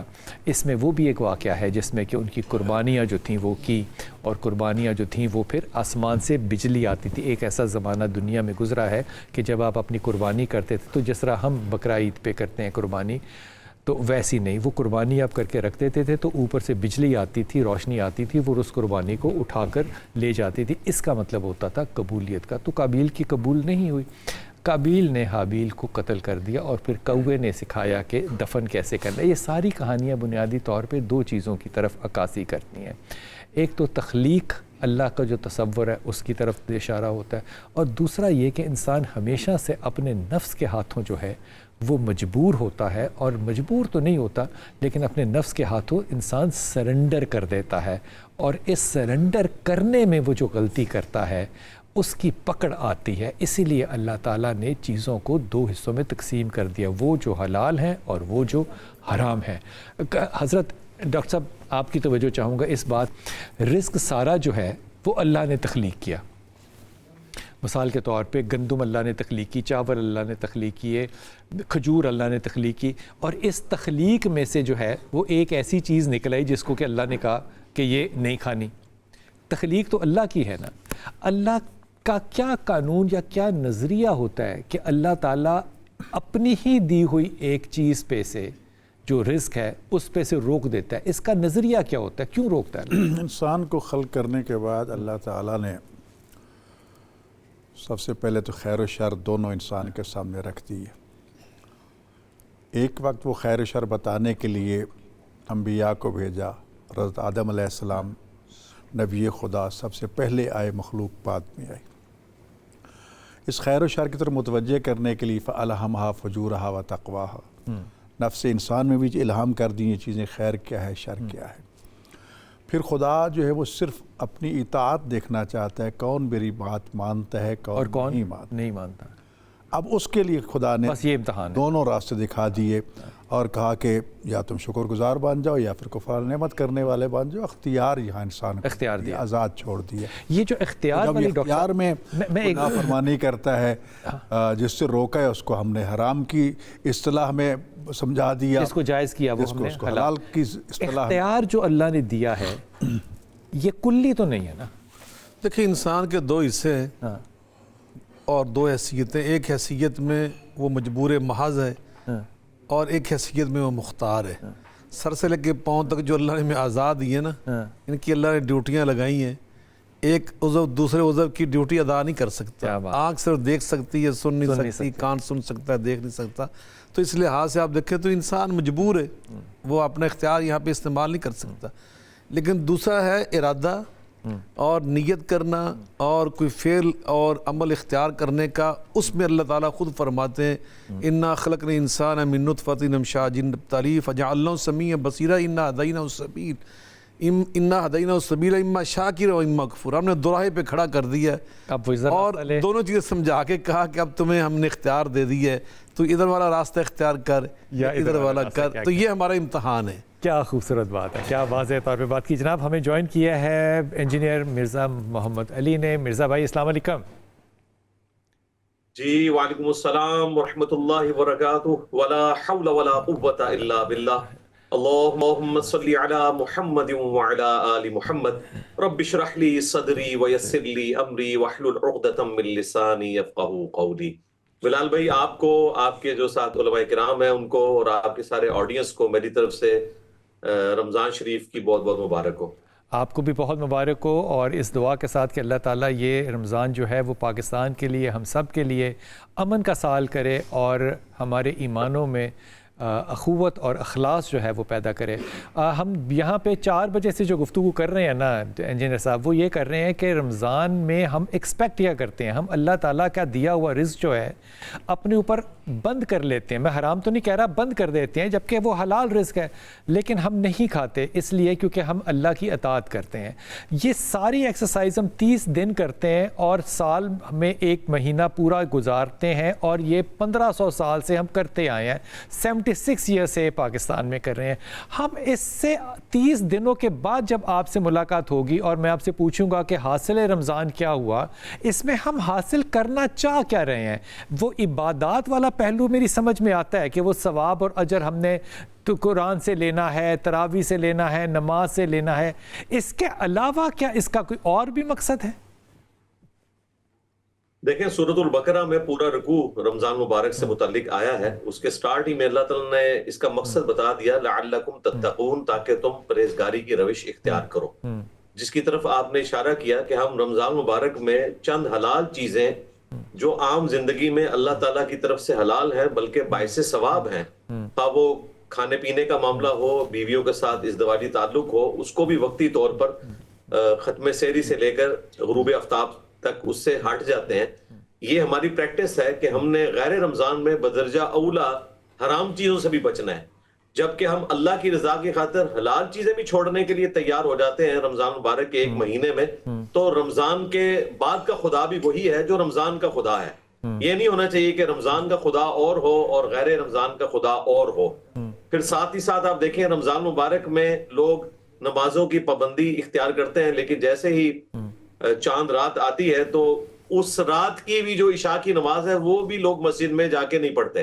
ایون جن لوگوں نے اعتکاف کیا ہوتا ہے وہ بھی مغرب پڑھ کے گئے ہوتے ہیں، عشاء کے وقت مسجد میں نہیں آتے، الا ماشاء اللہ، جنہیں اللہ تعالیٰ توفیق دے. تو پریکٹس تو اللہ تعالیٰ نے کروا دی ہے، باقی انسان کی اپنی مرضی ہے. انا ہدیناہ السبیل اما شاکرا و اما کفورا. آپ کو اس بات پہ کبھی انجینئر صاحب اس کے پہ حیرت ہوتی ہے کہ ہم اللہ تعالیٰ کے لیے حلال کھانا چھوڑ دیتے ہیں، نمازیں پڑھتے ہیں، قرآن سنتے ہیں، لیکن جھوٹ بولنے سے باز نہیں آتے، غصے سے باز نہیں آتے، ذخیرہ اندوزی سے باز نہیں آتے، چیزیں مہنگی کرنے سے باز نہیں آتے. وہ تمام برائیاں جو ہیں وہ اپنے عروج پہ پہنچ جاتی ہیں رمضان کے اندر. آج میں نے گوشت خریدا، میں صبح بتا رہا تھا اپنے ساتھیوں کو، چھوٹا گوشت لاہور ڈیفنس میں 4000 روپے کا 1 کلو ہے. 7 روپے 7.5 روپے تیل کی قیمت بڑھا گئی، پیٹرول کی. یہ سارا کچھ ہم کرتے ہیں اور اوپر سے ہم کہتے ہیں کہ اجر اور ثواب کے لیے میں روزہ بھی رکھ رہا ہوں. دیکھیں نہیں، ہم اپنے آپ کو دھوکہ ہی دے رہے ہیں. اللہ تبارک و تعالیٰ نے تقوی کی روش اختیار کرنے کے لیے روزے فرض کیے تھے، اور رمضان مبارک ہی میں ہم نے تقوی کی روش چھوڑ دی ہے.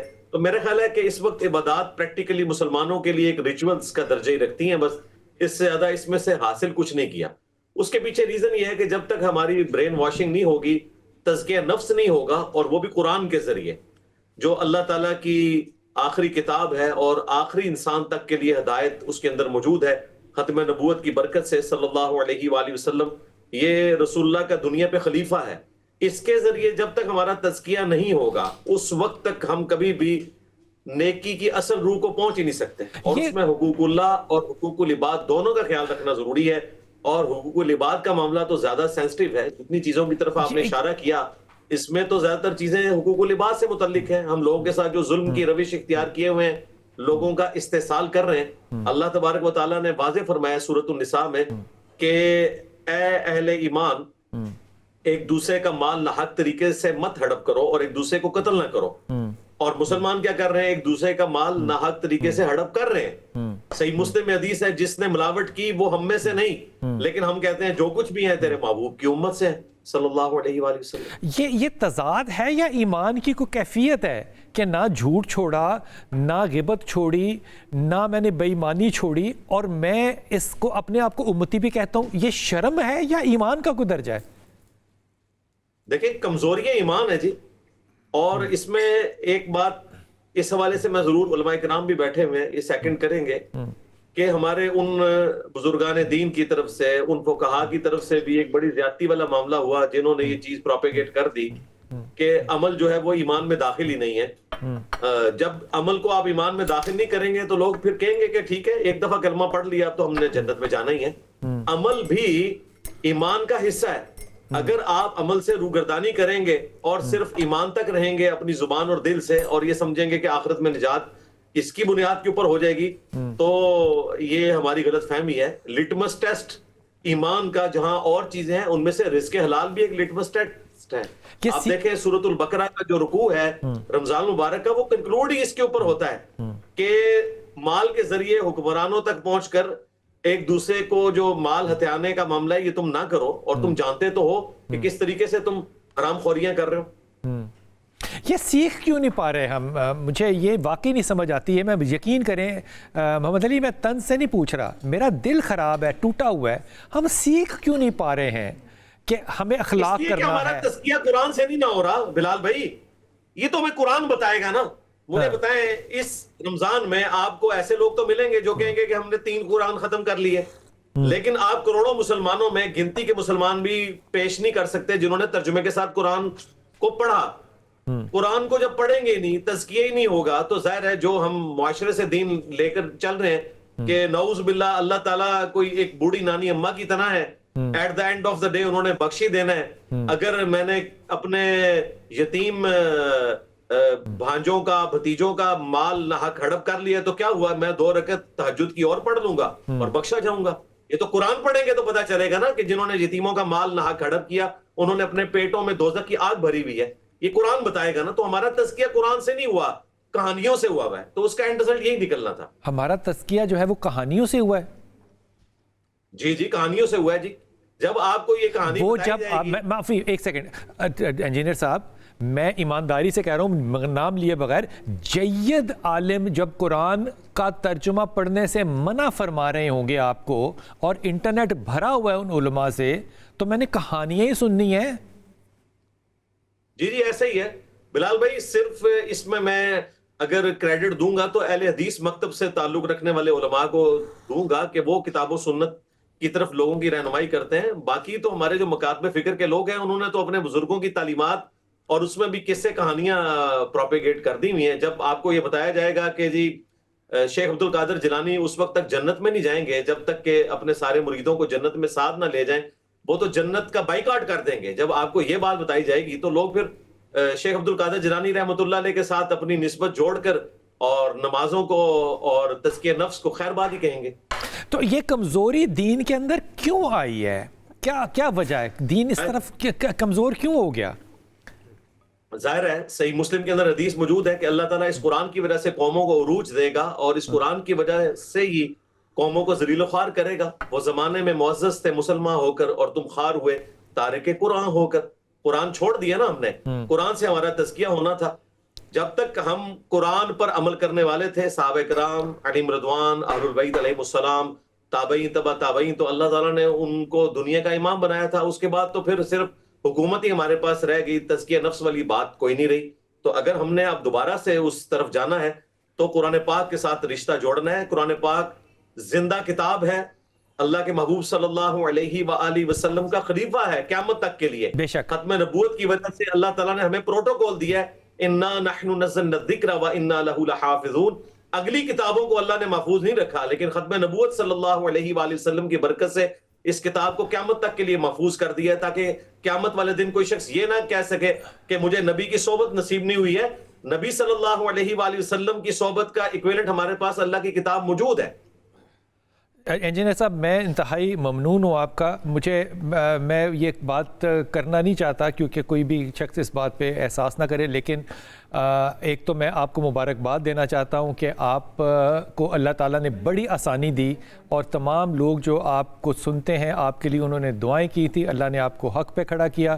اور جو ابھی پچھلے دنوں کوئی حادثہ پیش آیا آپ کی اکیڈمی میں, اللہ تعالیٰ نے وہاں بھی آپ کو محفوظ رکھا. ہماری دعائیں بھی آپ کے ساتھ ہیں, اور اس بات کا جو ہے نا وہ فخر ہے آپ کہ آپ تمام تکلیفوں کے باوجود جو ہے وہ حق کی آواز کو لیے ہوئے ساتھ چل رہے ہیں. اللہ تعالیٰ آپ کو بہت استقامت دے, اور امید ہے کہ آپ ہمارے اس رمضان کے سلسلے میں رہیں گے. اذان کا وقت جو ہے وہ کراچی میں ہوا چلتا جاتا ہے. کراچی والے جو ہیں وہ روزہ افطار کر لیں, اور ہم پھر واپس آتے ہیں اور اپنے علماء کرام سے آخری بات کرتے ہیں. بسم اللہ الرحمن الرحیم. ہم آج گفتگو جو کر رہے ہیں نا وہ یہ کہ آج ہمیں کچھ یہ سمجھ میں آئے کہ کیا چیز ہے جو کہ ہم حاصل کرنا چاہتے ہیں ثواب کے علاوہ، ہم اس کی بات نہیں کر رہے کہ ثواب نہیں ہوگا یا اجر نہیں ہوگا یا آخرت کا خیال نہیں کرنا، نہیں، وہ جو اخلاقی تربیت تھی وہ کیا ہے؟ اس پہ محمد علی مرزا نے بھی اپنی رائے دی. ساری بات کو کنکلوڈ کیسے کریں گے آپ کہ ہم نے حاصل کرنا کیا ہے؟ آج ایک یونیورسٹی کا بچہ یہ جانتا ہے کہ میں نے روزہ رکھنا ہے، کیا وہ یہ جانتا ہے کہ میں نے اس سے پھر کیا بننا ہے؟ بسم اللہ الرحمن الرحیم. اللہ تعالیٰ نے قرآن کریم میں رسول اکرم صلی اللہ علیہ وآلہ وسلم کی شان بیان کرتے ارشاد فرمایا انک لعلی خلق عظیم. ایک تو قرآن کی آیت ہے، حکم الہی ہونے کے حوالے سے بھی اس پہ پیغام ہے، اور پھر جس ہستی کے کردار کو بیان کیا جا رہا ہے، جس کے خلق عظیم کو بیان کیا جا رہا ہے، رسول خاتم صلی اللہ علیہ وآلہ وسلم، تو ان کے کردار کو ہمارے لیے اسوہ حسنہ قرار دے کر ان دونوں پیغاموں کی طرف متوجہ کر دیا کہ خدا بھی یہ چاہتا ہے، رسول اللہ نے کر کے دکھایا ہے. لما تقولون ما لا تفعلون کا یہاں پر عملی ثبوت آ گیا ہے. رسول خدا صلی اللہ علیہ وسلم نے بھی وہی کہا ہے جو کر کے دکھایا ہے. تو اصل انسانیت جو ہے وہ تو برداشت میں ہے، دوسرے کے حقوق کے دفاع میں ہے، غلط قسم کا کسی کا حق، کسی کی حق تلفی، تجاوز، اس سے روکا گیا، واضح الفاظ میں بھی روکا گیا ہے. اور پھر ہر اچھائی کو اپنانے کے لیے خدا نے، اگرچہ علماء کلام کے درمیان مختلف بحثیں ہیں کہ چیزوں کی اچھائی یا برائی وہ ذاتی ہے یا خدا کی طرف سے ہے، تو بنیادی طور پر تو یہ خدا نے ان کا حسن و قب جو ہے وہ ذاتی قرار دیا ہے. وگرنہ جو قرآن کو نہیں مانتے وہ حالت کو کبھی نہ مانتے، وہ اچھائیوں کو کبھی تسلیم نہ کرتے، کیونکہ قرآن نے کہا ہے قرآن کو تو وہ مانتے نہیں ہیں. ٹھیک ہوگی بات. تو لہٰذا جتنی بھی یہ خوبیاں ہیں اور جتنی برائیاں ہیں، ان دونوں سے آشنائی اور آگاہی کے بعد رسول اکرم صلی اللہ علیہ وآلہ وسلم کے کردار اور سنت کو اسوہ حسنہ قرار دے کے، اور پھر اس کے بعد ائمہ اطہار علیہ الصلوۃ والسلام کا کردار، یہ ہمارے لیے نمونہ عمل. حضرت امام حسن علیہ السلام کو شخص گالیاں دے رہا ہے، آپ سنتے رہے، تو جواب میں گالیوں کا جواب دینے کی بجائے بھوکھا ہے تو کھانا کھلا دوں، لباس نہیں ہے تو وہ دے دوں، زیادہ رہ رہے تو وہ دے دوں. جب یہ سنا تو قدموں میں گر گیا، کہا مجھے تو کچھ اور بتایا گیا تھا، آپ زندہ رسول اور یہ کردار. تو یہی وجہ ہے، مشہور بھی ہے اور حقیقت بھی ہے کہ اسلام جو ہے وہ خلق عظیم کے صدقے میں پھیلا ہے. تلوار تو بعد میں غلط راستہ کبھی استعمال ہوا لیکن اسلام اصل جو ہے وہ غور و فکر، سوچ و بردباری اور برداشت کا نتیجہ ہے. اللہ تعالیٰ ہم اس کی طرف متوجہ. میں زیاد صاحب کو بھی اس میں شامل کرتا ہوں، لیکن آپ ادھر سے آ جاؤ بیٹا. لیکن یہ بات جو ہے نا وہ میں اپنے ایک ساتھی کی بتا رہا ہوں کہ وہ ساتھی کو جب وہ کہا نا کہ blessings of Ramzan be upon you, کیونکہ رمضان ہے، تو یہ ساری باتیں جب کر رہے تھے تو انہوں نے کہا بھائی میں ڈینمارک میں رہتا ہوں، وہ جو بلیسنگز آف رمضان آپ 30 دن کے لیے مجھے بھیج رہے ہیں، ہم 365 ڈیز ہے ہمارے پاس، ہم تو 365 دن نہ جھوٹ بولتے ہیں، نہ ذخیرہ اندوزی کرتے ہیں، نہ غیبت کرتے ہیں، نہ کسی کا مال غیبت کرتے ہیں. تو وہ 30 ڈیز نہیں ہے، ہمارے 365 ڈیز ہیں.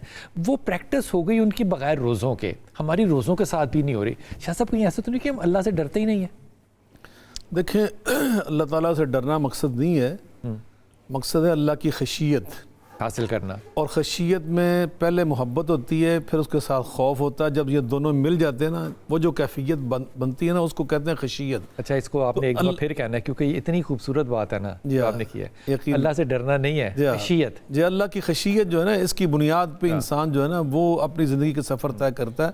اور اس میں یقیناً جب اللہ کی محبت اور چاہت میں حاصل ہو جاتی ہے نا، تو وہ کہاں سے ملتی ہے؟ وہ اللہ کی مخلوق کی خدمت سے ملتی ہے. اللہ کی محبت حاصل کرنے کا راستہ ہی اللہ نے ہمیں خود سکھایا نا. اور نبی پاک صلی اللہ علیہ وسلم فرماتے ہیں کہ ارحموا من فی الارض یرحمکم من فی السماء. روح زمین پر رہنے والوں پر تم جب مہربانی کرو گے نا تو عرش والا رب تمہارے ساتھ مہربانی کرے گا، اور اگر نہیں کرو گے تو بالکل اس کا وہی جواب ہے. اس کا الٹ جو معنی ہے اکسو بے عکسی ہمارا اصول شریعت ہے. تو اس کا اصل میں کنیکشن ادھر جوڑا ہوا ہے. ہمارے اسلاف فرمایا کرتے تھے، ہمارے ایک بزرگ انہوں نے فرمایا کہ جب تمہارے دل میں نیکی کا جذبہ پیدا ہوتا ہے، داعیہ پیدا ہوتا ہے، ایک شوق پیدا ہوتا ہے کہ میں یہ کام کروں، اور اس نیکی کا تعلق حقوق اللہ کے ساتھ ہو، مثلا نماز پڑھنا، دعا کرنا حقوق اللہ کے ساتھ ہو، تو یہ داعیہ تمہارے دلوں میں فرشتے پیدا کرتے ہیں. اور جب تمہارے دل میں یہ داعیہ پیدا ہو، یہ شوق پیدا ہو کہ میں فلاں کی خدمت کروں، میں بیوہ بہن کا ساتھ دوں، یتیم بچے کی کفالت کروں، کسی بیمار کی بیمار پرسی کر کے آؤں، یعنی انسانوں کی خدمت، انسانوں کی بھلائی. جب یہ تمہارے اندر جذبہ پیدا ہوتا ہے نا تو یہ جذبہ تمہارے دل میں فرشتے پیدا نہیں کرتے، یہ عرش والا رب خود پیدا کرتا ہے. اب وقفے پہ جاتے ہیں جناب. یہ تھا جملہ حاصل گفتگو جو شاہ صاحب نے کس وقت کیا؟ 6:41 پہ. کیا خوبصورت بات ہے. لوگوں کی خدمت کرنا جو ہے نا یہ حاصل ہے. وہ اسٹیٹ کرے لوگوں کی خدمت تو بھی ٹھیک ہے، بالکل، افراد کریں تو بھی ٹھیک ہے، علماء کریں تو بھی ٹھیک ہے، جو بھی کرے چاہے آپ انفرادی طور پہ کریں، اور آپ سے اس کا حساب ہوگا. اللہ پوچھے گا کہ بھائی جان یہ آپ کو میں نے سلطنت دی تھی، یہ آپ کی رعایا تھی، آپ نے اس کے ساتھ کیا کیا. یہ سوال میرے سے بھی ہونا ہے، میری بیوی سے بھی ہونا ہے، شاہ صاحب سے بھی ہونا ہے. فرق صرف یہ ہے کہ ریاستیں کس کس کی کتنی بڑی ہیں. سب سے سوال ہونا ہے جس کی ریاست سب سے بڑی ہے. وہ جو سب سے پہلا آدمی آئے گا نا جس نے قتل کیا ہوگا ناحق، اس کا حساب ہوگا. اور وہ جو جج ہے نا جس نے کہ بے ایمانہ فیصلہ کیا ہوگا، وہ اپنے گریبان میں ضرور جھانک کے دیکھے اس رمضان کہ میں نے اللہ کے سامنے جب حاضر ہونا ہے تو میرے ساتھ کیا مقدمہ ہوگا. ایک لیں گے چھوٹا سا وقفہ. حسنین جو ہے وہ انتظار کر رہے ہیں قوالی کا، لیکن وقفے سے جب واپس آئیں گے تو قوالی بھی سنیں گے انشاءاللہ. وقفہ لیتے ہیں، واپس آتے ہیں. بسم اللہ الرحمن الرحیم. جناب شاہ صاحب کی آخری بات کا نشہ جو ہے وہ میں نے ہر وقت بریک میں لیا ہے اور ابھی تک لے رہا ہوں. اور جناب سوال کا جو جواب اللہ تعالیٰ آپ کو اجر عظیم دے، خدا کی قسم. کیا خوبصورت بات کرتے ہیں جناب. سوال تھا آج کا کہ حضرت ابراہیم کو آگ میں جلانے والا حکم جو ہے وہ کس بد نصیب بادشاہ نے دیا؟ تو اس کا جواب جو ہے وہ جو صحیح جواب دیا ہے وہ ملتان کی ہیں سمیرہ. آپ کو گفٹ ہیمپر جو ہے وہ انشاءاللہ تعالیٰ آپ کے بتائے ہوئے ایڈریس پہ پہنچ جائے گا. اور اس کا جواب تھا نمرود. یہ فرعون اور نمرود کی کہانیاں جو ہیں وہ آپ اپنے بچوں کو ضرور سنایا کریں کہ یہ زمانے میں سے کیسے کیسے لوگ گزرے ہیں. بسم اللہ.